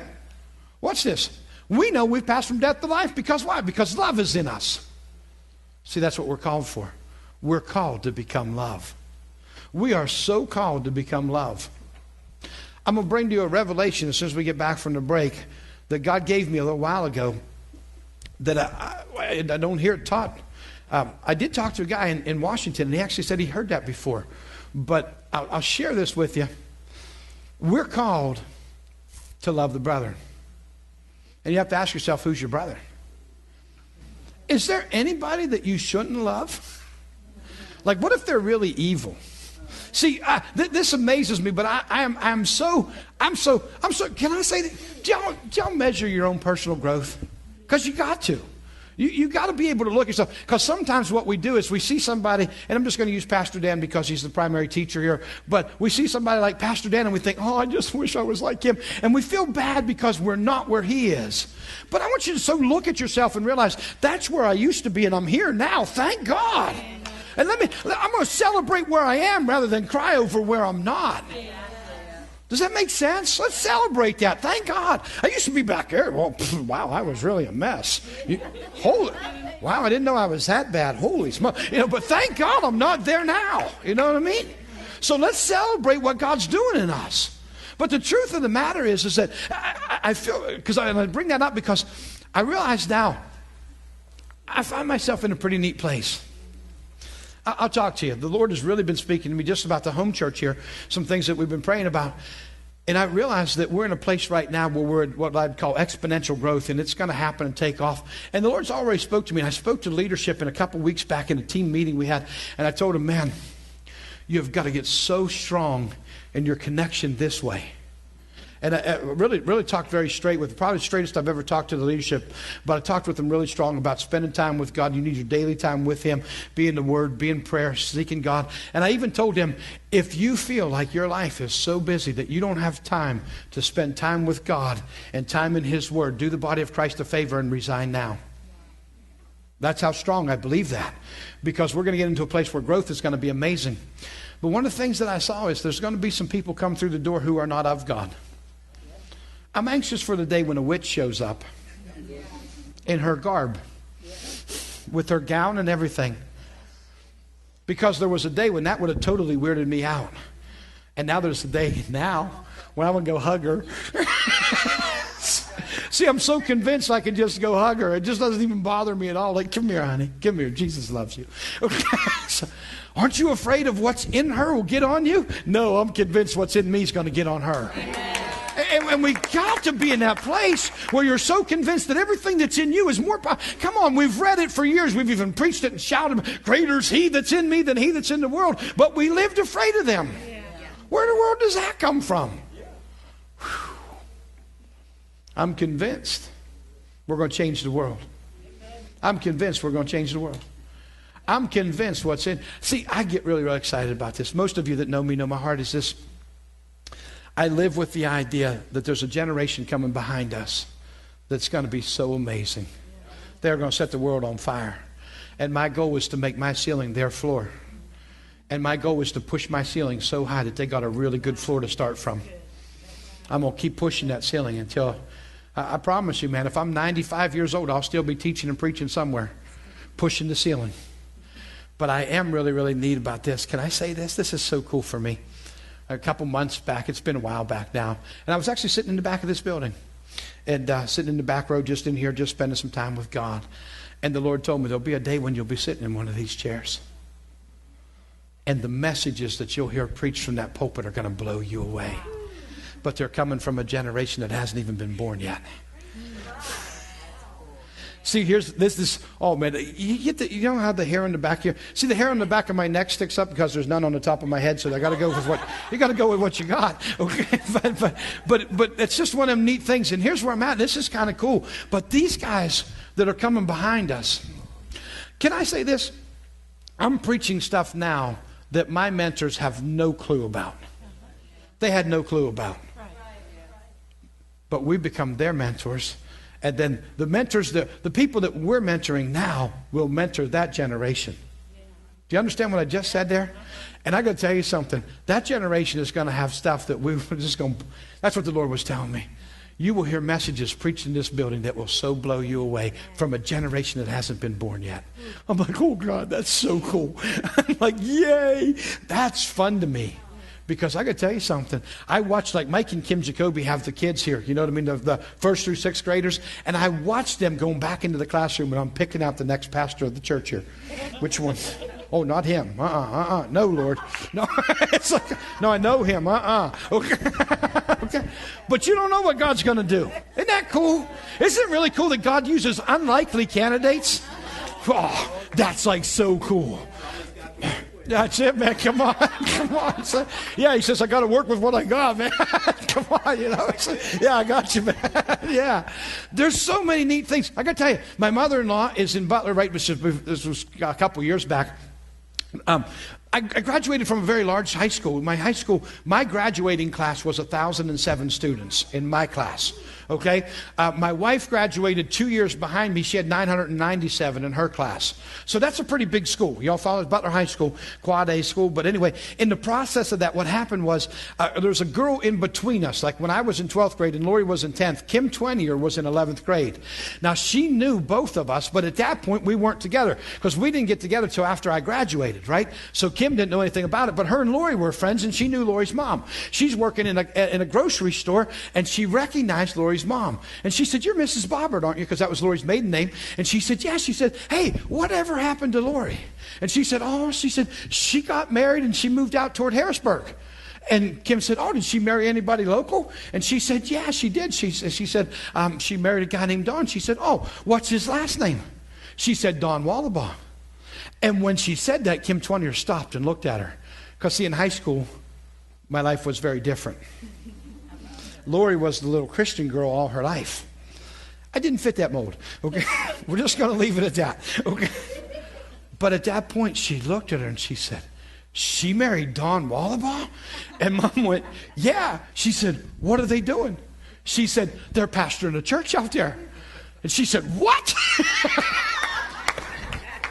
And Mom said, "Yeah, they're pastoring a church out in a little area called Abbottstown." And Kim went, "It must be a different Don Wolabaugh." And Mom said, "It is." Yay, God. Unlikely candidates, right? Come on. Because I got to tell you something. 1,000 kids graduated with me. None of them would believe that I'm doing what I'm doing today. But God takes unlikely candidates and does amazing things. Isn't that cool? Yay, God. See, when others see a shepherd boy, God may see a king. Or is that a yay, or is my time up? Okay, okay, cool. Okay, I'm close. Okay, here's the deal. And this is really, really cool. I want to just hit this real quick, and then we're going to take a break, okay? I love this verse, though, okay? He says this, "We know that we have passed from death unto life because we love the brethren. He that loveth not his brother abideth in death. Whosoever hates his brother is a murderer." That's pretty strong, isn't it? You hate him, you're a murderer? That can't possibly be. But it is, it says so right here. Okay? "And ye know that no murderer hath eternal life abiding in him." That's pretty strong to me. I want to talk to you about that. So that tells me, can a born-again child of God have hatred in their heart? I got to tell you something. When that even begins to creep in, Holy Spirit's all over that. Roots of bitterness. It starts out with anger. And all of a sudden it becomes a root of bitterness, and pretty soon it'll turn into hate. You better check that thing. You okay with that? He's speaking to us real clear.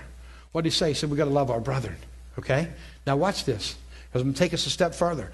"Hereby perceive we the love of God. He laid down his life for us."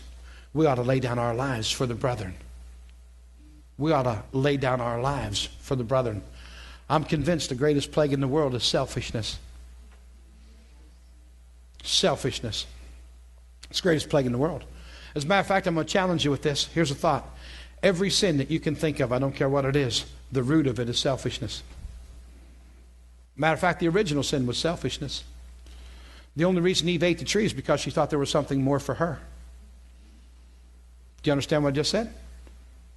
Because the devil said, if you eat this, you're going to be like God. You mean there's something more for me? And selfishness consumed her to bite that apple, if it was an apple. We know it was a fruit, that's all we know. It's selfishness. When I stop and think about it, here's the deal. It all roots back to selfishness. If a man commits adultery, why? Because he wants something more for him.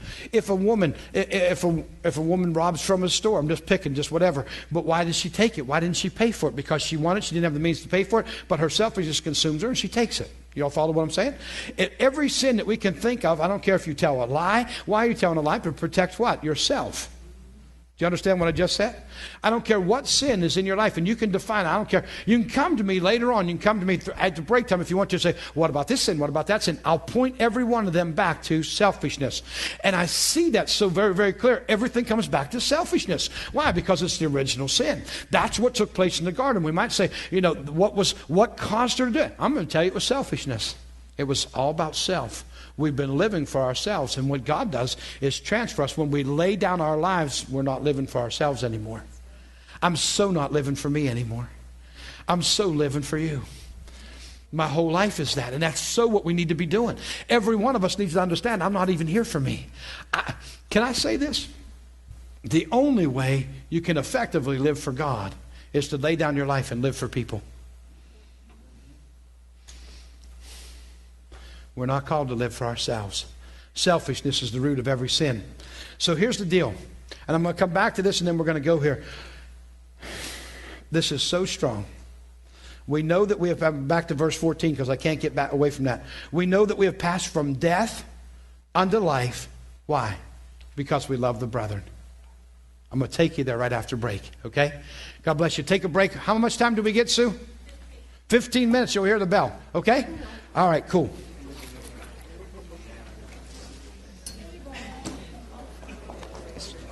But I'm just going to have some students over here by the screen.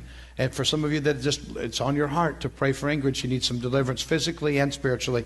So it'll be over here. If it's in your heart, you just pray about it. Maybe the Holy Spirit will just jump on you during the service. But anyway, just want to make mention of that. She'll be coming in and invite you to be a part of praying for that. Okay? Okay. Everybody cool? Cool. Let me talk to you about this. This is something that's really, really huge. Remember that we were reading from 1 John chapter 3. And one of the things we said is, one of the defining marks of knowing that you're a son is that you have a love in your heart that wasn't there before. Everybody okay with that? Like all of a sudden you just find yourself loving people. I really believe it's a defining mark of sonship. Like love just shows up. I can use this phrase, it's almost like God drops a love bomb on you. You know what I mean? I like that love bomb thing, you know what I mean? But all of a sudden, because you used to people were okay, and now it's like you just love people. And that's so true, and it's like really, really cool. And I think it's a characteristic of the house here, but it just really ought to be. I think when people come in the house, they ought to just man, you can just feel love there. Like I just love going in there because when you walk in, you feel like you belong. So I think people should feel. Do you know people want to feel a sense of belonging? They love the idea that they just I have people that visit here on a regular basis, and they say, "I love to come here because I feel like I'm home." You are home. You're in family. Welcome home, family. You know what I mean? It's okay. In the process of that, there's something about that love that's so defining. And I believe that God gives us revelations of that and things that we can begin to understand about what this love really looks like. Do you remember when you were a little kid in 3rd grade and you fell in love with the little girl or the little guy that was sitting on the other side of the room?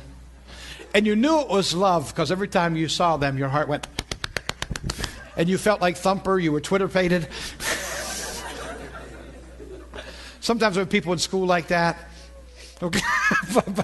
but there's all kind of neat things that are going on, okay? And in the process, it's just fun. You wrote your note. Do you love me? Circle yes or no. And then she circled yes. Oh, she circled yes. And you're like flying around and you just feel amazed, and it's like the greatest thing in the world. And that wasn't love at all. It was infatuation. And we didn't even understand anything different. We thought for the first time we were in love. It's amazing when God's love comes in, because it supersedes anything you've ever known or experienced in your life before. And all of a sudden there's a love there that wasn't there before. And you can even love those, can I say it, those unlovely people. I am convinced, man, when you start asking God, here's the deal. And this is probably fundamental for me. It's so strong, but it's a basic precept of everything that I believe and teach, is that when Jesus came, he said, follow me. When he said, follow me, what he was saying was, I believe in you. I believe in you. That phrase was actually adapted from the Jewish rabbis. And there's a real strong teaching on that. I'll probably share that with you later on. But it's amazing because the rabbi would actually take his robe and he would put it around his best student and say, follow me. And when he did that, what he was saying was, I believe that you can do what I do. I believe you can be what I am. That was so fundamental to every Jewish kid, every Jewish boy, that when Peter was in the boat and said, Jesus, if that's really you, bid me that I should come unto you. It was because Jesus had told Peter, follow me. Because Jesus told Peter, follow me, what Peter heard was, you can be what I am. You can do what I do. You can be just like me. Because that was the phrase the rabbi used to his prize student. That's what that meant to them. So Peter believed that if that's you, Jesus, walking on the water, and you called me to follow you, then I can walk on the water too. It caused Peter to get out of the boat. Oh, that's so good. See, that's why Jesus says in John 14:12, verily, verily, I say unto you, he that believeth in me, the works that I do shall he do also. And greater works than these shall he do, because I'm going to the Father on your behalf. Y'all follow what I just said? So Jesus says, follow me. We can be just like him. So what is Jesus? Jesus said, if you've seen me, you've seen the Father. Did he say that? So he's the express image of the Father. We can be just like him. What is God? How would the Bible define God? Let's see. God is love. God is love, right? So God is love. So what did Jesus say? Become love. I'm convinced if we're going to become love, the only way we can become love is we've got to become like him, because he is love, right? And the more I become like him, the more I become love. Does that make sense?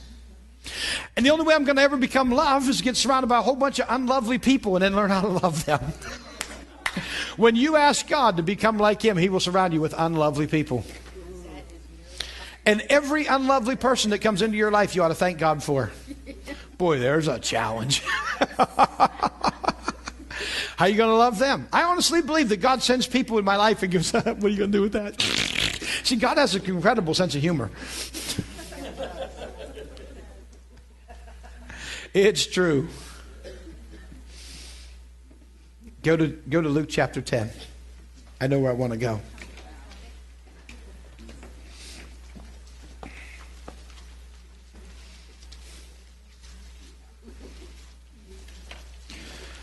Luke chapter 10 is this amazing chapter.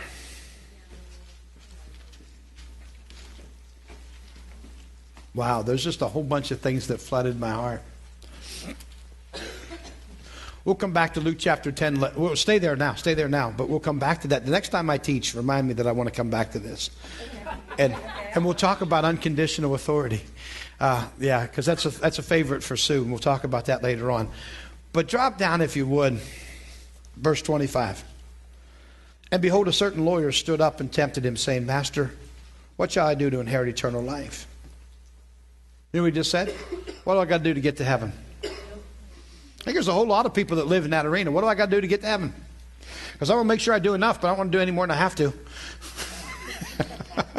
I'll leave that alone. Okay? What do I got to do to have eternal life? He said unto them, what's written in the law? What do you read?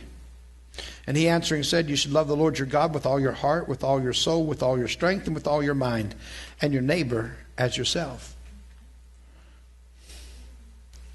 Isn't that amazing right there?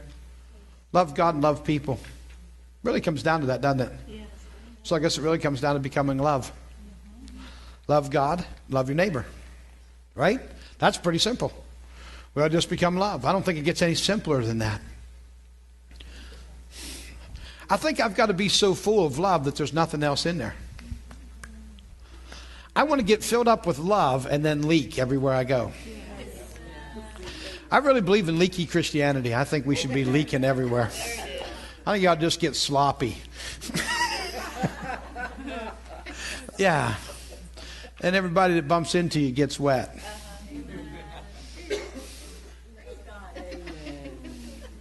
When that person next to you that's kind of rough squeezes you, only love comes out. Let me tell you something. If only love's in there, only love will come out. You wouldn't believe how many times I've been with guys who are doing something and maybe they hurt themselves or maybe they do something stupid or whatever, and they'll cuss. And then they realize who they're with. And they're like, you know what they say? You know what do they say? Sorry, that just slipped out. That just slipped out. And you know what I say, right? If it wasn't in, it couldn't slip out. Come on, if it ain't in you, it can't slip out of you. The fact of the matter is, what's in you? Out of the abundance of the heart. Come on, out of the abundance of the heart, the mouth speaks. So if it's not in your heart, how's it coming out of there? And if it's coming out of there, then it's a revelation to you that there's something in there that shouldn't be. Get rid of it. That's just, I'm preaching now. But you understand that that's just logical. Now watch this. This is kind of cool. Okay? So love God and love your neighbor. And he said unto him, you've answered right. Do this and you'll live. Right? That's pretty cool. Love God, love people. Yay!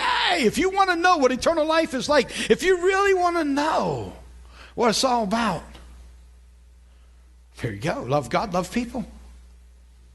Can I say this? You can't effectively love God if you don't love people. You can't really love God if you don't love people. And guess what? If you love God, you got to love people. Because they're made in the image and likeness of God. How can I say I love God, who I can't see, if I can't love Tricia, who I can see? Y'all follow what I just said?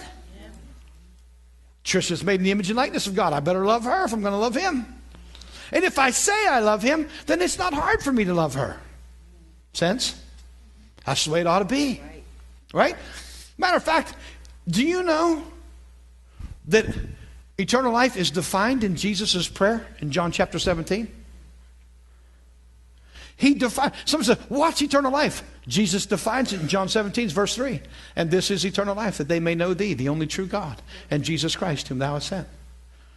And that know is experientially. Isn't that cool? You know what he just said? He said, you want to know eternal life? Experience God. Have a God experience.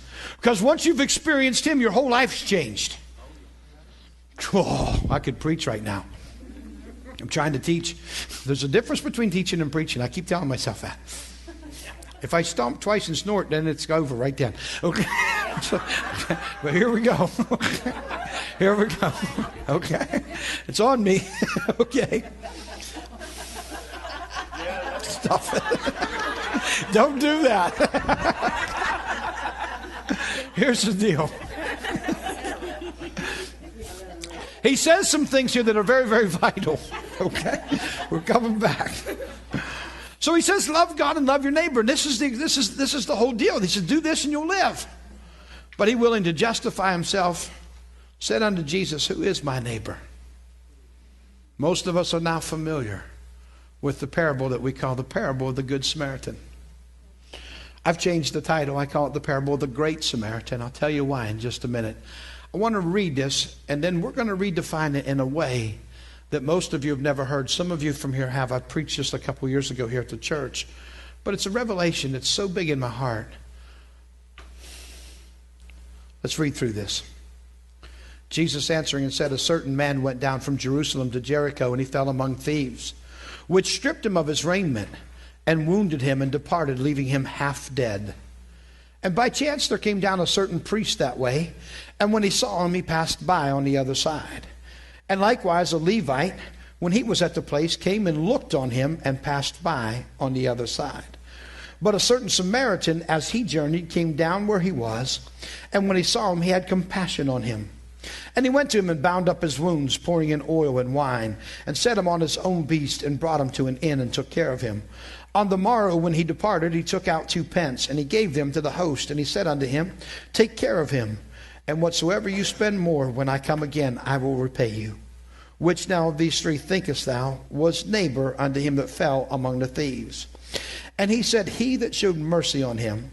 Then said Jesus unto him, go, and do thou likewise. It's an amazing story. Most of us have heard it probably when we were young kids. We know the story of the parable of the Great Samaritan, the Good Samaritan.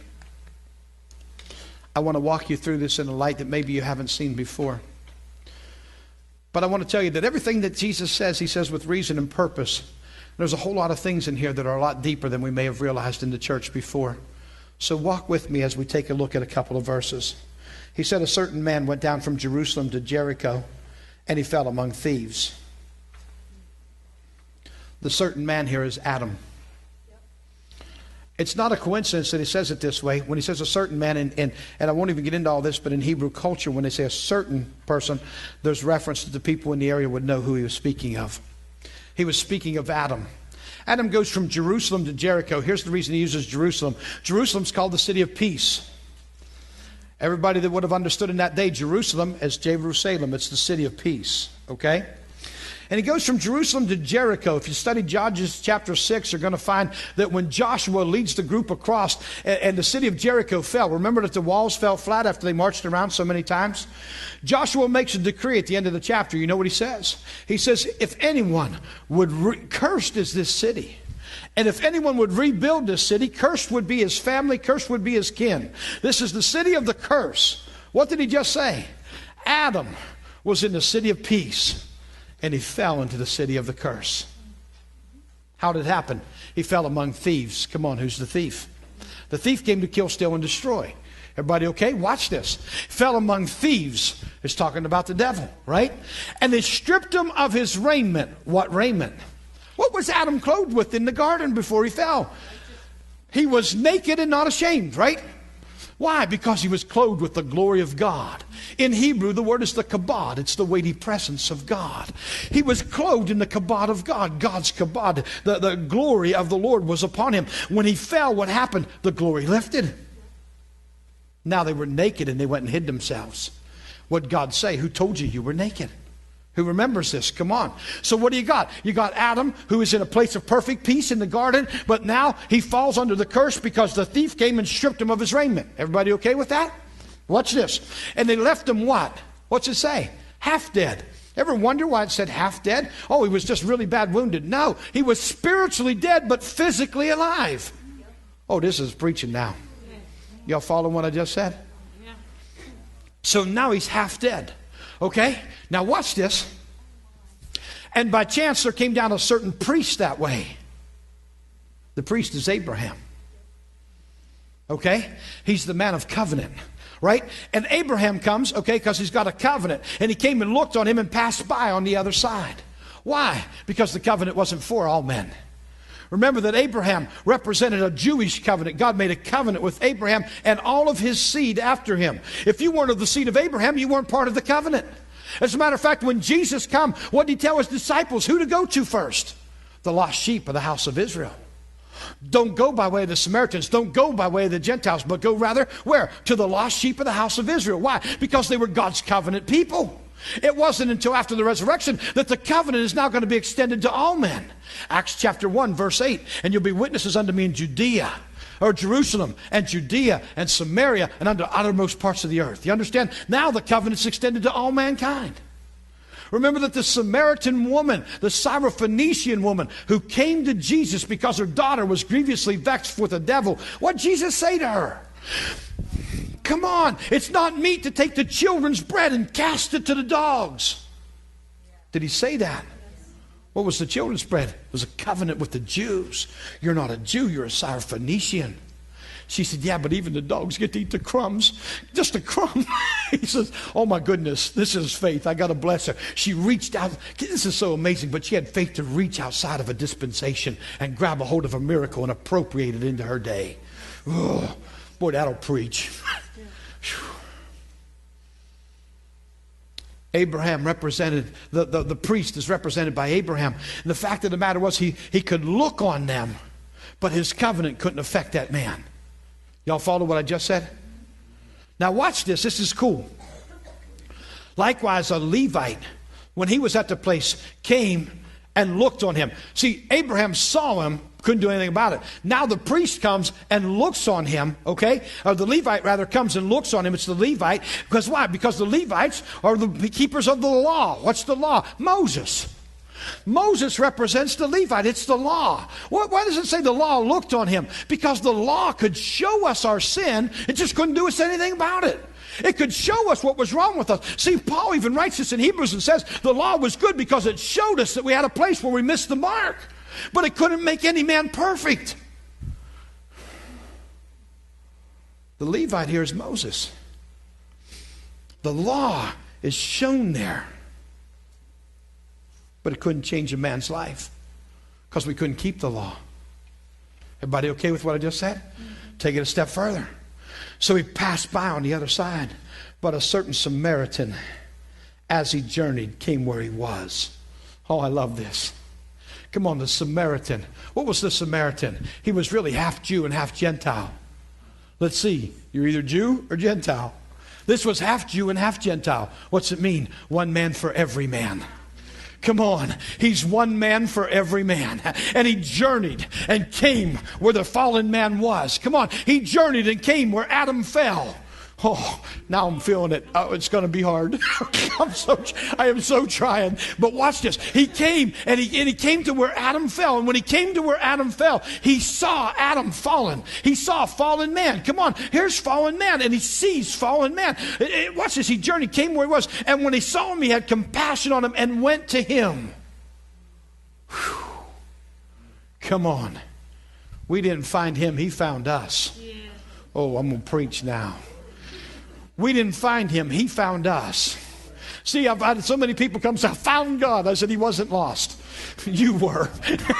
Come on. He found found him. Jesus shows up on the scene. Come on, the Good Samaritan here is Christ. Yep. He's one man for every man. He came to where fallen man was. And when he came to where fallen man was, he brings a change. Has compassion on him, went to him, bound up his wounds, pouring in oil and wine. Come on. Oh, come on. The Spirit and the Word. What radically changed your life? The Spirit and the Word. The oil and the wine. Oh, the blood and the Spirit. There is so much here to this. But what he says is he pours in the oil and the wine. And it's the Spirit and the blood of Jesus that makes our life completely different. Now watch this, because this is so huge. And he set him on his own beast, and he brought him to an inn and took care of him. What do you think the inn is? Come on, man. He established the church for this reason and purpose. For what? To take care of fallen man.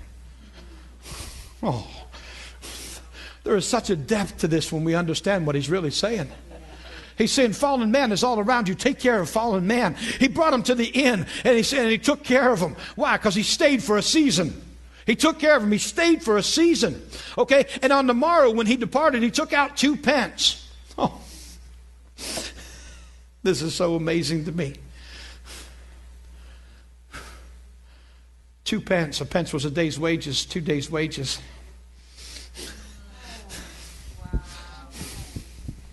A day is 1,000 years, and 1,000 years is a day in the sight of the Lord. Boy, we could really get on that for a while. I don't want to. But he said, watch this. I don't know if I have a grace to get on this or not. She's given me grace. Okay. But there's a place, and we got to look at this and stop and think. He took out 2 pence. A pence was a day's wages, so he takes out 2 days' wages. And watch what he says. He gives it to the innkeeper, right? On the morrow, he took out 2 pence, and he gave them to the host, the innkeeper, and he said to him, take care of him. And whenever you spend more, if it takes a little more than 2 days, right? Okay? When I come again, I'll take care of it. I'll recompense you. I'll repay you. If a day is 1,000 years and 1,000 years is a day, he said, I'll pay the wages for the next 2,000 years. And if it takes a little longer till I get back, you take care of business till I come. Oh, I feel it now. See, I get messed up with this stuff. I'm not a projectionist. I don't try to even go here, but I will tell you some things that I know is true. I know that from Adam to Abraham was 2,000 years. I know that from Abraham to Christ was 2,000 years. There's a reason for that. What I want you to understand is this, and this is kind of amazing to me. From Adam to Moses is 2,000 years. From Moses to Christ is 2,000 years. And from Christ till today is 2,000 years. When I read the creation, the first day, second day, third day, fourth day, fifth day, sixth day, what was the 7th day? Day of rest. How long was that day? If a day is 1,000 years. 1,000-year millennial reign sounds like a day of rest. I get excited over this. So when he gives them 2 days' wages, I get excited that I think, man, maybe we are that close. I'm not a projectionist, and I'm not trying to bring us to a place of fear or anything else. I'm not even trying to, listen, I felt pretty good about getting through March. I'm feeling pretty good about getting through October. Don't worry. Some of you understood that, okay? But here's where we're at, because there was a guy predicting the end of the world and all that stuff, okay? We're good till October 21st. I went, shoo, thank God. Okay, no, never mind, okay? But when I read this and I start to see this in light of what it was really saying, Adam fell. The law came. Abraham came with his covenant. Moses came with the law. It couldn't change fallen man till Jesus showed up. But when Jesus showed up, it changed everything about fallen man. And now fallen man's been taken where? To the church. The church has a responsibility to take care of fallen man. I mean, when you really want to define this, it shows you very clearly. So he takes them out and he says, listen, if it takes a little longer, I'll repay you when I come. Which of these three thinkest thou was neighbor among him that fell among thieves? And he said to him, he that showed mercy. Jesus said, then go and do it. Go and take care of fallen men. Go and love on people. Go and love on everybody that you come in contact with. Go and take care of fallen man. See, man doesn't have a sickness problem. Man has a sin problem. It's up to you and I to change that. He said, go and do thou likewise. This so jumps on my heart. You've got everything you need to take care of fallen man. Everything. Remember that I said we're called to become love. God didn't call you just to love your church family.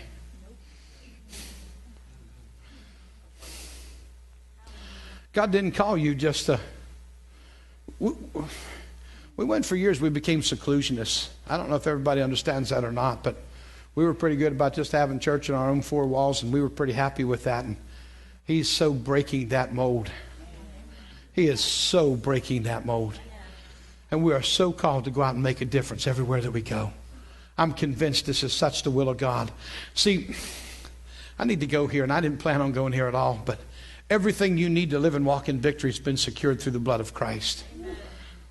I'm going to take you to another place. It's one of my favorite things God showed me a while back. Go to 1 Samuel 17. I had no intention of going here, but Holy Spirit won't leave it alone.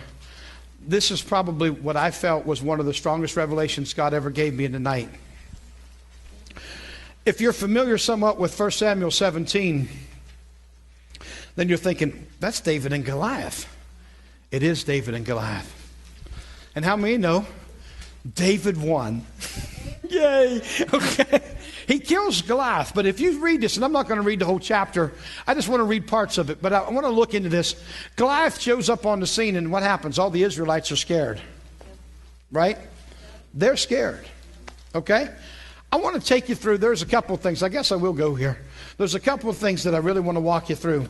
When David shows up, he doesn't show up to fight in a battle. He shows up to bring his brethren some cheese and corn. Everybody okay with that? Yeah. And he shows up to do this, right? And when he does, this giant shows up. And he's like, I think 9'9" or 9'6". I have it written down somewhere, something like that. I think he's maybe 9'9" tall. And he shows up on the scene, and when he does, he's incredibly intimidating. And he shouts out some threats. Who knows the story? Everybody in the room, everybody on the internet. Everybody knows this story. Shouts out threats. Choose you a man that he may fight for you. And if I prevail against him, you'll become our slaves. But if he prevails against you, we'll become your slaves. But I defy the armies of Israel. Choose you a man. Let him come and fight with me. And what happened? They all ran and hid. And David saw it. He thinks, what's up with that? But there's something that happened right then. And I need to find the verse. Verse 25. 1 Samuel 17, 25. 24 says, all the men of Israel, when they saw the man, fled from him and were sore afraid. And the men of Israel said, have you seen this man that's come up? Surely to defy Israel has he come up. And it'll be that the man who kills him, the king will enrich him with great riches. Give him his daughter and make his father's house free in Israel. Now in the King James, that's the way that reads. So let me tell you what that really means. He says, whoever kills this man, the first thing that's going to happen is the king's going to make him rich. Then he's going to give him the king's daughter to be married. He's going to give him his daughter to be married. What's that mean? That puts you in line for the kingdom. You just became a prince in the kingdom. And all of your lineage, your father's house, would be free from taxation. No more taxes will be paid. That ain't a bad deal. Come on, man. Because I'm thinking, yeah, sign me up. Where do I sign? Give me the dotted line, right? Come on. Okay, now watch what he says, okay? I believe at that point, a light went on. Because David spoke to the men that stood with him, that stood by him, saying, what shall be done to the man that kills this Philistine? Everybody see that? He's like, what did they just say? Ding! What did they just say? Okay. For who is this uncircumcised Philistine that he defied the armies of the living God? And the people answered him after this manner, saying, so shall it be done to the man that killeth him. What's that mean? That means they said again, you'll be enriched with great riches, marry the king's daughter, and no more tax. What happened? Second time. See, somebody said, well, why did David kill Goliath? Because he defied the armies of the living God. I don't think so. I think David killed Goliath because he got a vision of the reward. Why do you say that? Read a little bit farther. Okay, go up to verse 29 because he has a little argument with his brother. David said, what have I now done? Is there not a cause? He turned from his brother, okay, just blew him completely off and spake after the same manner. What? He says, what would be done to the man that kills this giant? And the people answered him again after the former manner. Oh, you'll be enriched with great riches, marry the king's daughter, and your father's house be free from tax. Did anybody notice that's 3 times now for David? He's like, come on, give me a stone. Everybody understand that? He got a vision of a reward. So he goes out on the battlefield. Now watch this. He understands when he calls him an uncircumcised Philistine, what he's saying is a man with no covenant. He's really talking about a man with no covenant. You got no covenant, I got covenant. How many understand covenant is much better than no covenant? So a 9'9" bully versus a young kid, but the young kid got covenant. The young kid's got this thing whooped. He got no covenant. I'm in covenant. Like you're 9'9", but my God is bigger than that. Okay.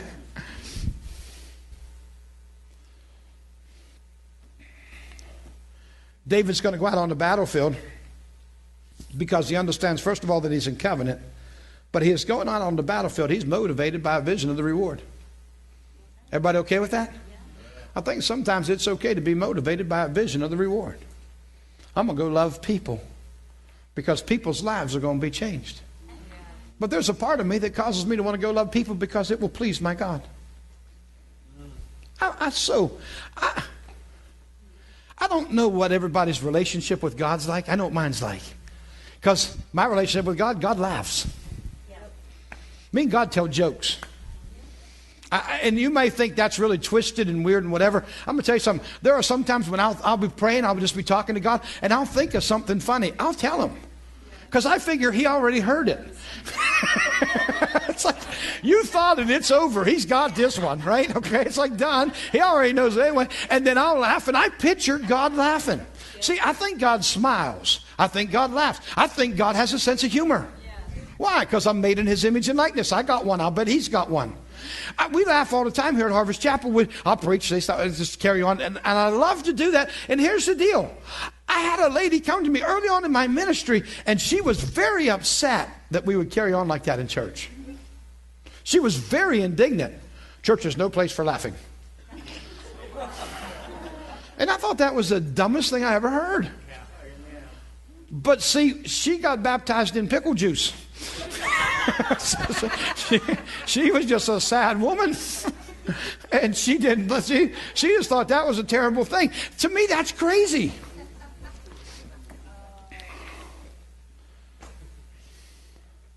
I believe David was motivated with a vision and reward he never asked 2 more times after he heard it the first time. You okay with that? So David goes out and he kills the giant. Who knows? He kills the giant with a sling and a stone. Remember that he took 5 stones. And boy, there's a whole bunch you can preach here. He takes 5 stones. You know, Goliath had 4 brothers. I think everybody's pretty well heard that by now. Goliath has 4 brothers. I think that's why he took 5 stones, in case the brothers showed up, 1 each. Makes sense for me. Do you know that he said they were smooth stones? He went down to the brook and he chose out 5 smooth stones. Let me tell you something. God never puts a word in his Bible just to fill up space. He said smooth stones for a reason. How'd them stones get smooth? They were in the water. What was happening? Pressure. Constant pressure smoothed those stones. Why did he take smooth stones? Because they would fly aerodynamically perfect for the purpose for which David needed them. Do you understand what I just said? Sometimes when you're going through pressure, you need to understand something's taking off all the rough edges so God can use you for his purpose. Thank God, huh? Some of you just went, oh, God, I knew there had to be a reason. But you understand what I just said, right? It didn't say smooth stones just because they were looking for good words to put in the book. You know what I mean? God's got a lot of good words he can put in his book, okay? But here's the idea. David goes out on the battlefield to kill the giant.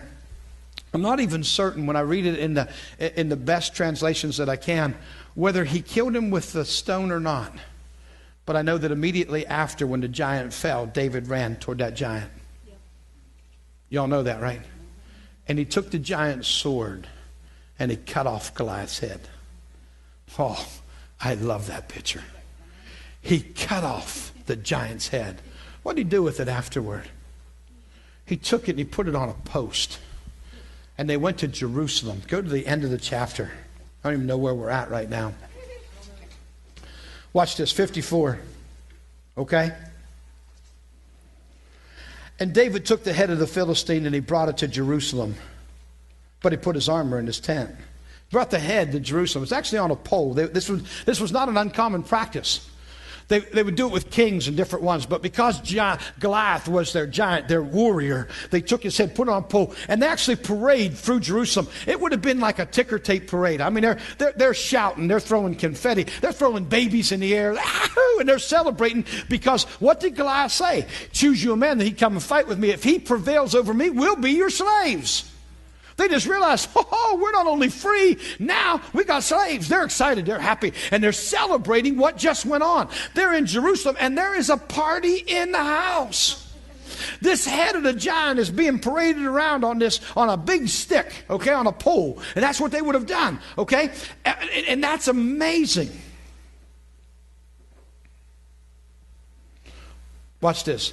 When Saul saw David go forth against the Philistine, he said unto Abner, the captain of the host, Abner, whose son is this youth? And Abner said, as thy soul liveth, O king, I don't know. Okay? And the king said, inquire and find out who this boy is. For the stripling, he calls him a stripling in King James. And as David returned from the slaughter of the Philistine, Abner took him and brought him before Saul with the head of the Philistine in his hand. And Saul said to him, whose son are you, young man? And David answered, I'm the son of thy servant Jesse, the Bethlehemite. Okay? Still got the head. If you know anything about Hebrew culture, I need to teach you some things that have become very, very important. They're at Jerusalem. Said so. Said they went to Jerusalem and they paraded through Jerusalem with this head of Goliath. Now, once the head's decapitated from the body, it is now absolutely dead. There's no question as to whether it's dead or alive. It's a dead head, right?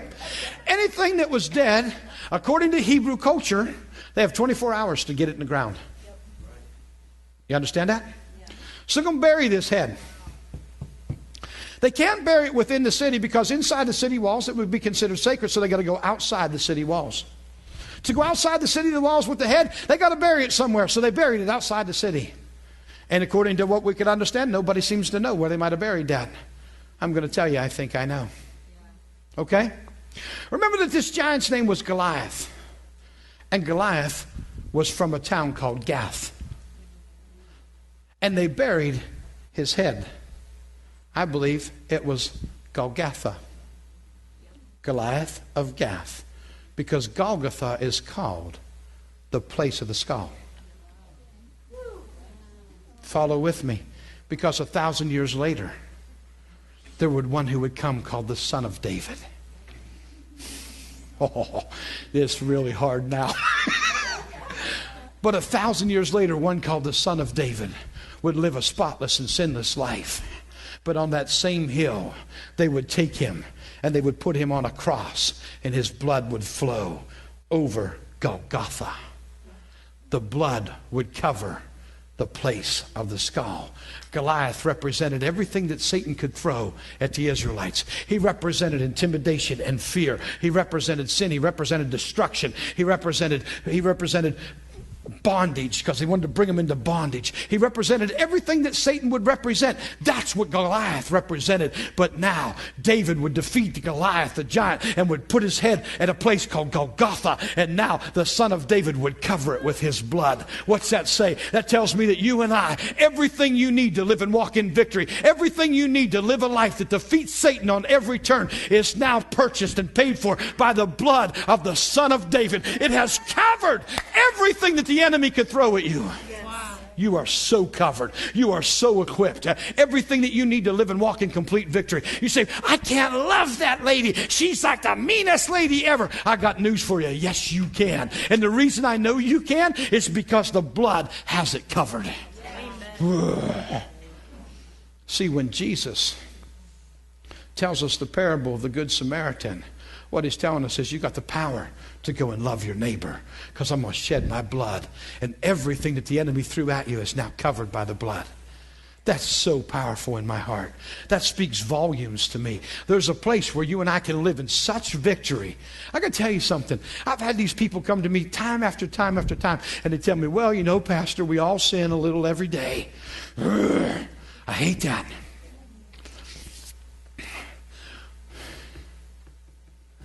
I'm so convinced that I'm a son and I never have to sin. I have a pet peeve. Y'all have pet peeves? Yes. right? Who's ever heard of Marv Rosenthal used to have it. It's called the Holy Land Experience. It's a theme park in Florida, down near Disney. Y'all familiar with that at all? Anybody ever been there? Holy Land Experience? It's like amazing. You should go. It's absolutely phenomenal. It portrays the life of Christ in drama, but it's all day long. It's an outside park thing, and they have little dramas, little plays going on all day long, and it's amazing. So we're there. I take my family all there because we were down in Florida. I said, I want to go see this place. And it's like you walk into the marketplace. It's like you're walking in to the year 30 A.D. Y'all okay with that? And they're selling stuff everywhere, and it's all kind of, it's just amazing. It's absolutely phenomenal. And there's actually a place called the Scriptorium that, because I'm a Bible man, I'm a Word man. I mean, they got, oh my gosh, amazing stuff there. Bibles from way back in the Gutenberg press and all the kind of stuff. There's like amazing stuff there. I mean, absolutely amazing. If you're a Word man, you just got to go see that Scriptorium. That's phenomenal. But anyway, and you walk, it's a walking tour. You walk through the whole place. It's really, really cool. But anyway, in the process, there's about 3,000 people there, and they get them all together in the center, and they bring this historian out to talk to them. And I'm sitting there, my daughter's right beside me, Nicole, and we're sitting there, and the guy starts out with this. He starts out, well, we'd like to welcome you here. We thank you for coming and being with us. You know, we're here today by the grace of God, because really when it comes down to it, we're all just a bunch of sinners saved by grace. And I went, I have a pet peeve. I'm not a sinner saved by grace. I'm a son. I was a sinner, and then I died. Now there's just dead. And over here, I'm a son. I went down a sinner, I came up a saint. Now, you might not think that way, but I promise you, it's the Word. It's absolutely true. I'm not a sinner saved by grace. And that's my pet peeve when people say that. So this man, there's 3,000 people there, and he says, we're all just sinners saved by grace. And I stood up, and my daughter grabbed me. No, Dad, no. I'm like, I'm going to stop him right now. She says, no, Daddy, please, no, you can't do this. I said, there's 3,000 people. I can teach them. She said, you're not allowed. They'll throw you out. They'll throw us all out. She's wigging out on me. I'm like, no, I got to. It's killing me. See, we all have our things, right? My mother-in-law at the funeral, for my mother-in-law, I did the funeral, and her local pastor is there.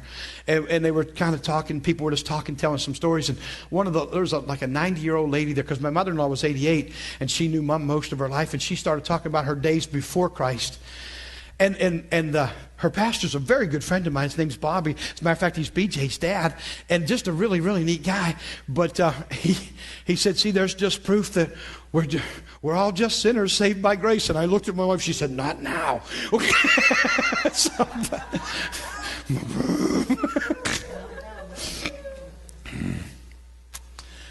When I see this, you got to understand something. There is so much in you, and it's birthed in you. Do you understand? When I read the parable of the Good Samaritan, what Jesus is telling me is, I have an opportunity to impact the world around me by loving people. And the reason I can do that is He shed His blood to destroy all the works of the devil. Everybody okay with that? Because that is so impactful. I'm going to tell you something. There's nobody on the planet that you don't have the ability to love. Isn't that amazing? There's nobody on this planet that you don't have the ability to love. You can love everybody. There's absolutely nobody that you have to... Do you understand what I'm saying? Because when you stop and think about it and you look at your life, you're thinking, man, there's some people that you don't know, preacher, because if you knew them, you wouldn't love them either. I got to tell you something. There's nobody that you can't love. As a matter of fact, let me tell you this. You have the right to love anybody, to not love anybody that God doesn't love. Outside of that, love everybody else. But if you find somebody that God doesn't love, you don't have to love them. We'll just leave it at that. Okay? Yeah, if you're going to say, well, God doesn't even love them, then you're clear. But you have to be able to say that with an honest heart. And I'll bet you can't. Because we're called to love everybody He loves. You okay with that? Go back to 1 John. We're going to chapter 4.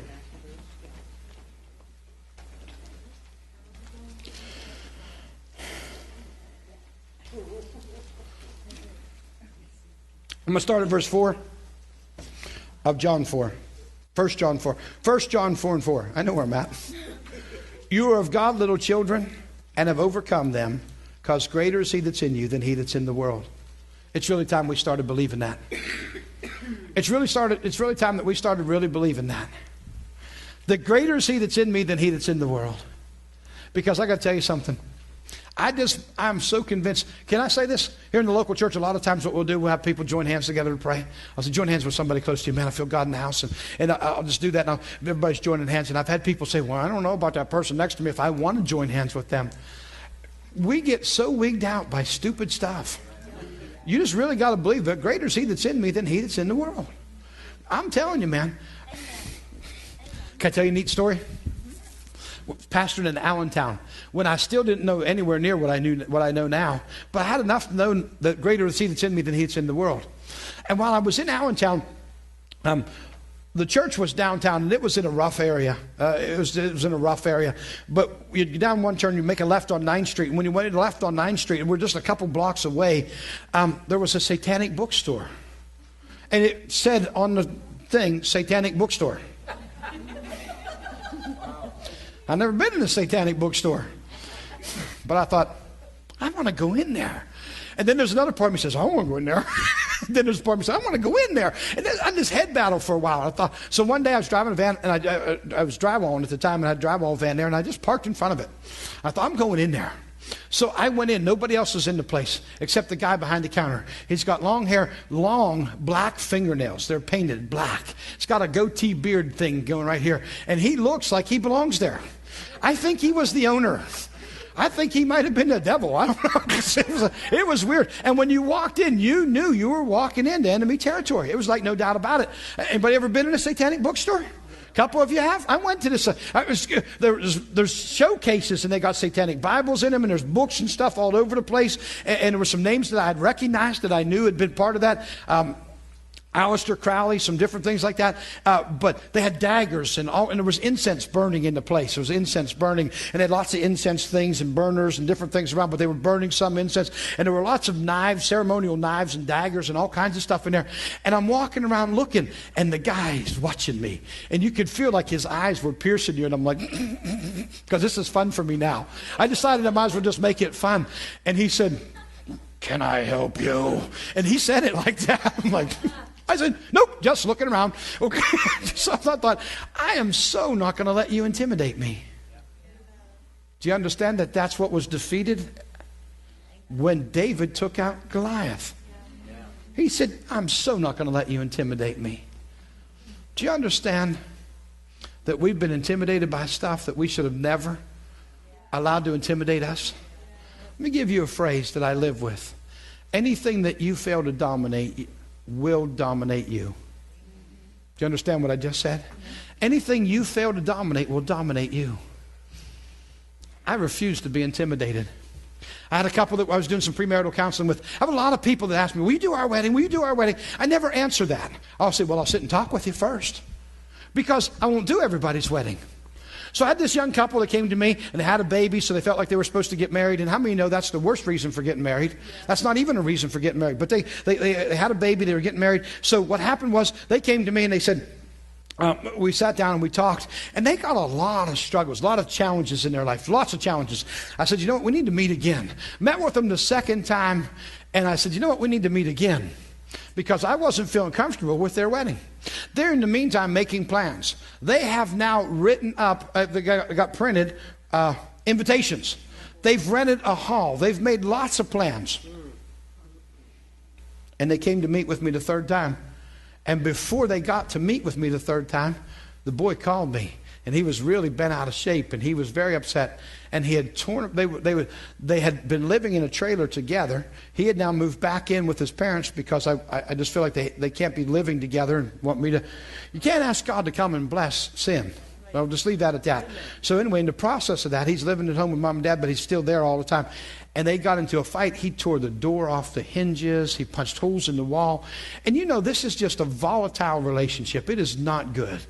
And I told him, there's no way I can do your wedding.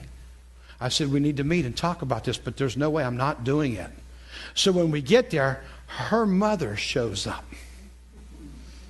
And her mother is going to tell me. And she had, can I say attitude with a capital A? Y'all following what I'm saying? She come to me and she said, Oh, I hear you're not going to do their wedding. I'm going to tell you right now. We've printed out invitations. We've paid for money for the hall. We can't get our money back, and you have to do their wedding. I love when people tell me I have to do something, because that's all the more reason to dig my feet in. I was like, yeah, right. Okay. And she got right here in my face, and I started to laugh. Do you know when somebody's really mad and yelling and you start to laugh, that doesn't help? I did just like that right there. And she looked at me. I said, honey, I'm sorry.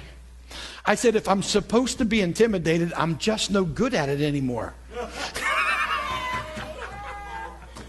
I'm not even sure I remember how. But there's no way that I'm going to violate my heart and do this wedding, because ultimately I've got to answer to God. Now, I believe that God doesn't want me to do this wedding, and you do. And I have to make one of you upset, and it's not looking good for you today. Do y'all understand that? If I got to make her happy or God happy, it's just not a good day for her. Okay? Because I'm convinced every day I want to make God happy. Yes. Ultimately, it comes down to this. All this stuff is defeated, and you have a place where you can live and walk in complete victory every day. Everything that you need to love people, everything that you need to walk in victory. What did Jesus ultimately say? Love God and love people. Can I say that it really comes down to that? Loving God and loving people. You're being equipped in the school for the next 13 weeks, or you've committed 13 weeks for that, with one purpose in mind, that you would better learn how to love God and love people. That's really what it comes down to. Ultimately, if I had to sum this whole thing up, it's all about identity. What's my identity? I want to be a leaky lover of God. I want to love God and love people. If I can get that part right, the rest will fall in line. Because I can tell you something, all the theology, can I say that? There's a whole lot of guys out there that know a whole lot more than I do. I know that. There's a whole lot of guys that can do it a whole lot better than I can. I can tell you something, I'm convinced if I can love God and love people, that's really what matters. And I'll make an impact everywhere I go because I love God and love people. You okay with that? I'm not, please don't hear it wrong. I'm not saying don't get educated. I'm telling you, you're here, get as much as you can. Get everything you possibly can. Let's learn what this thing's supposed to look like. But ultimately, it looks like this. Love God and love people. Y'all follow what I just said? Everything that you're learning, everything that you're getting comes down to that. And if you can catch this, the idea is that I gotta.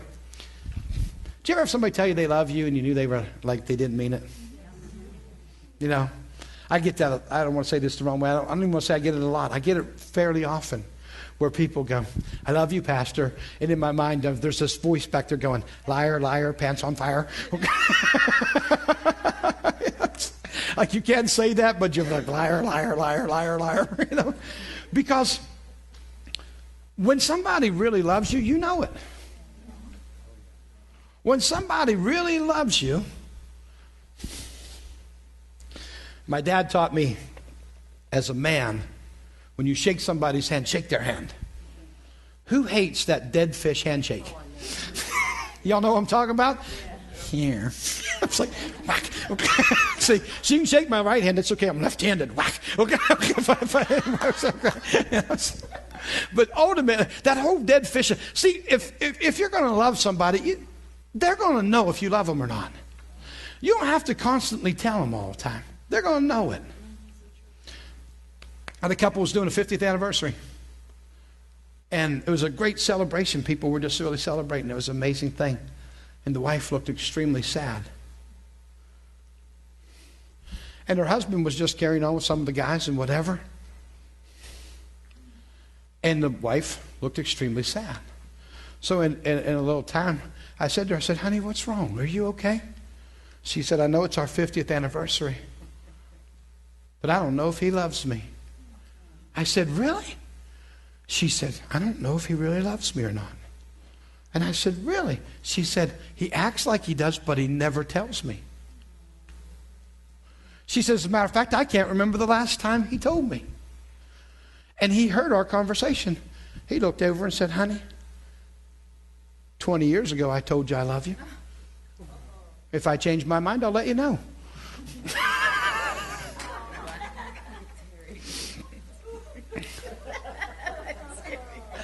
I told you then. Hasn't changed. What he was saying to her was, I have lived my life to tell you I love you. I want to say it this way.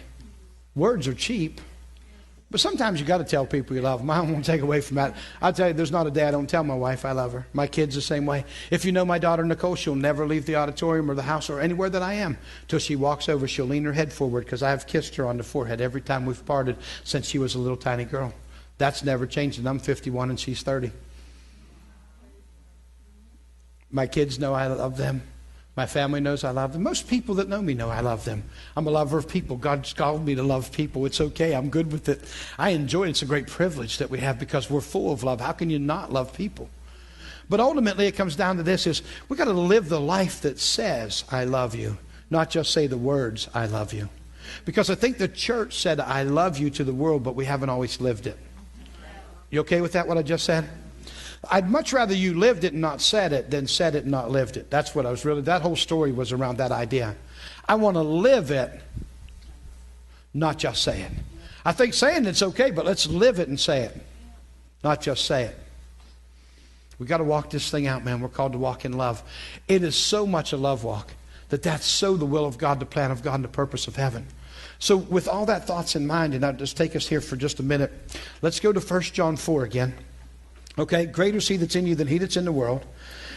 They are of the world, therefore speak they of the world, and the world hears them. We are of God. He that knows God hears us. He that is not of God heareth not us. Hereby know we the spirit of truth and the spirit of error. What did he just say? He said a lot of times the world's not going to understand what's going on in you. The world's not always going to understand what God's doing in your life. But that's okay. Because ultimately, here's the deal. I'll say it this way.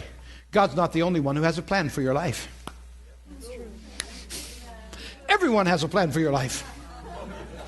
If you have parents, they have a plan for your life. Remember me telling you a story about Kim Twenier and how the fact she was blown away that Lori and I got married and we were over here? Kim Twenier was part of the Catholic Church that I grew up in. Okay? Now, my mom, very, very strict Catholic, very strong Catholic. She had the idea that I was going to grow up, marry a little Catholic girl, or I was going to be a priest. It was one or the other. But that was the only two options. You had no other option. So when I met this little Pentecostal girl, and I started falling in love with her and going to her Pentecostal church, got born again, my mother wigged out.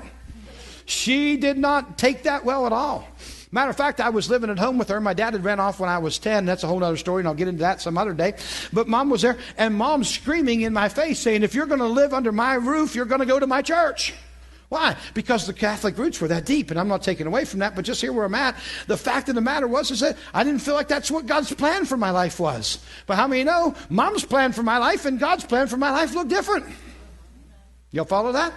I said, Mom, I've given my life to Jesus. I really feel like that's what God wants me to do. She said, if you're going to live under my roof, you're going to go to my church. She was very tough.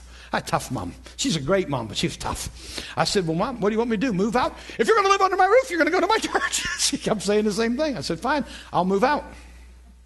So I moved out. Mom had a plan for my life, and I wasn't following her plan. Y'all follow what I just said? How many know? All along through life, somebody's going to have a plan for your life. Your best friend will have a plan for your life. Who's ever had a best friend who didn't like your boyfriend or your girlfriend? And all of a sudden, they're telling you, you can't marry them. But maybe God's telling you to marry them. Or maybe you're going through, and you wouldn't believe how many people come into my office to tell me what we as a church should be doing. And they've never pastored. And I do that a lot. How many years experience do you have pastoring? Well, I've never pastored. Then shut up. No, no, I'm just kidding. I don't ever say that. But watch this. Everybody's got a plan for something in your life. Sunday morning, I preached right here. You have the right and privilege as a child of God to hear from God. And every one of us needs to be discerning the voice of God for our life. Y'all follow that? When I read this, what I'm reading here, and I say this, the world's not always going to understand. Even your best friends, and they may be born again, but they might not understand what God's doing with you. But ultimately, you've got to discern what is God saying to you in this moment. Because when you stand before God, when I stand before God, And God says, why didn't you do this? I said, it's Kira's fault. She told me not to. Kira did it. Yeah. When she was 15 years old, she came and told me, don't do that. And I believed her because I know she's spiritual. And God is going to strike Kira with lightning. No, that's not true. Okay. Absolutely not. As a matter of fact, can I say this? God's not holding Kira responsible for me. God's holding me responsible for me. God's holding you responsible for you. So Kira's in the clear. Good news. Okay. Ultimately, watch this. Okay. Beloved, let us love one another. For love is of God, and everyone that loveth is born of God and knows God. He that loveth not knoweth not God. Why? For God is love. Isn't that an amazing verse? Like, these are amazing verses. Beloved, let us love one another.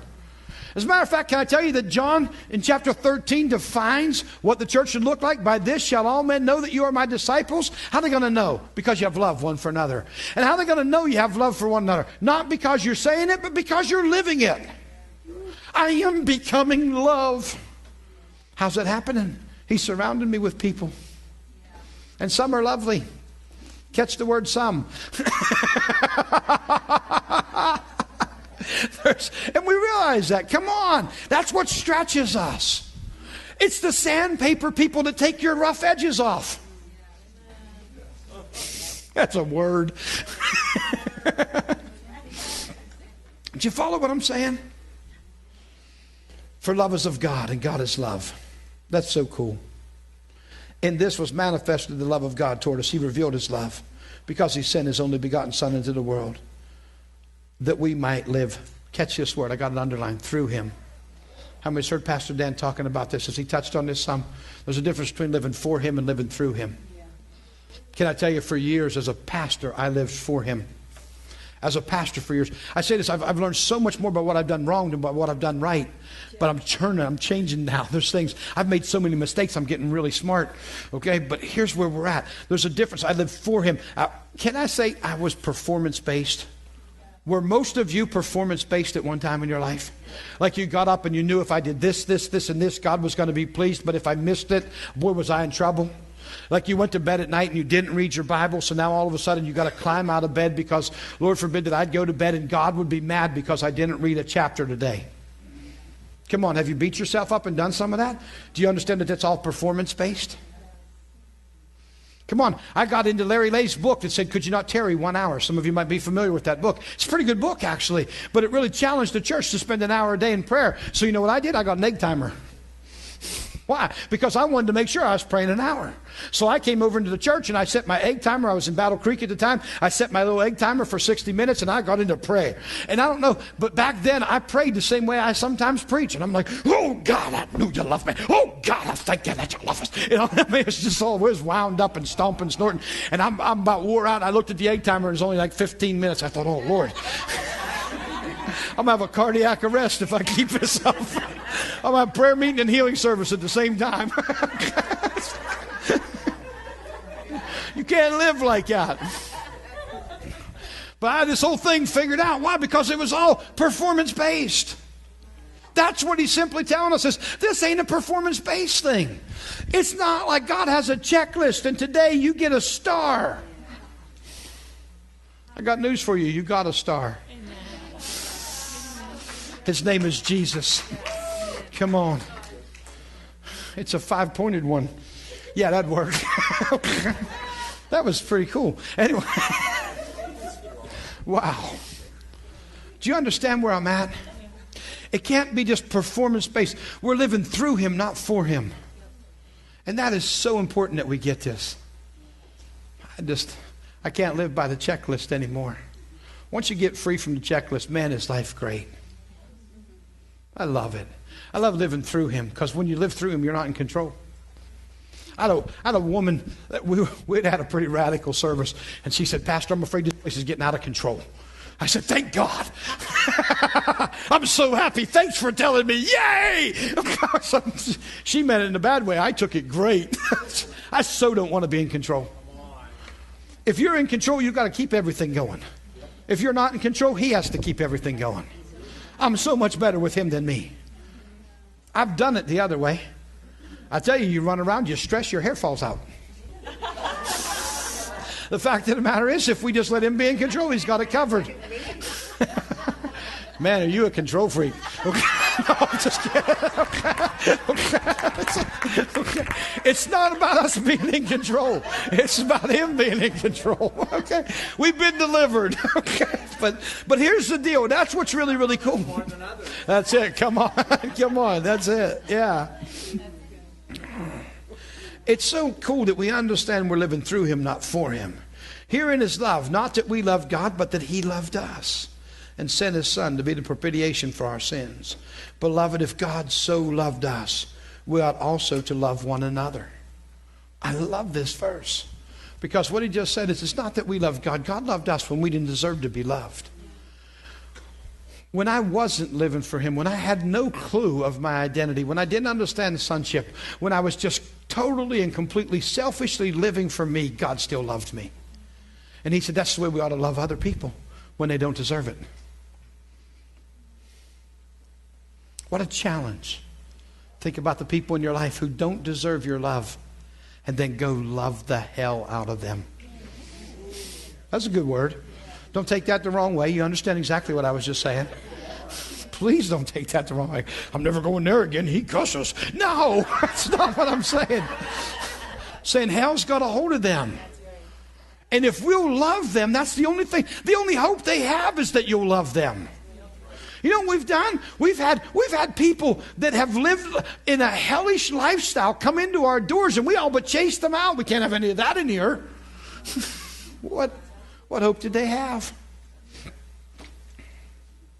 Several years ago, I went to an event down in Florida, and it was in a ball field. It was a pretty major thing going on, and there was prayers going on, and they were saying, come down for prayer and whatever. And I watched a guy that had green spikes in his hair, big tall ones, had a mohawk that was spiked and colored green. And he's out there praying for people, and I'm watching God flow through him. And it's pretty neat because people are getting racked. And I started to laugh because the Lord said to me right then, 10 years ago, you'd have never let him touch you. And he was right. I'd have been down there praying for God to deliver him from his green hair and spikes and tattoos. Because you knew he couldn't have been saved and looked like that. Because we lived in that arena. I'm going to tell you something. God is so cool that he's doing things like this. We're going to get so wrecked. It's so fun because people are going to come through our doors who don't look like us, smell like us, think like us, talk like us, and we're going to be challenged to love them, and you better. Because if you can't, shame on you. That means you spent 13 weeks and got nothing. Oh, that was good right there.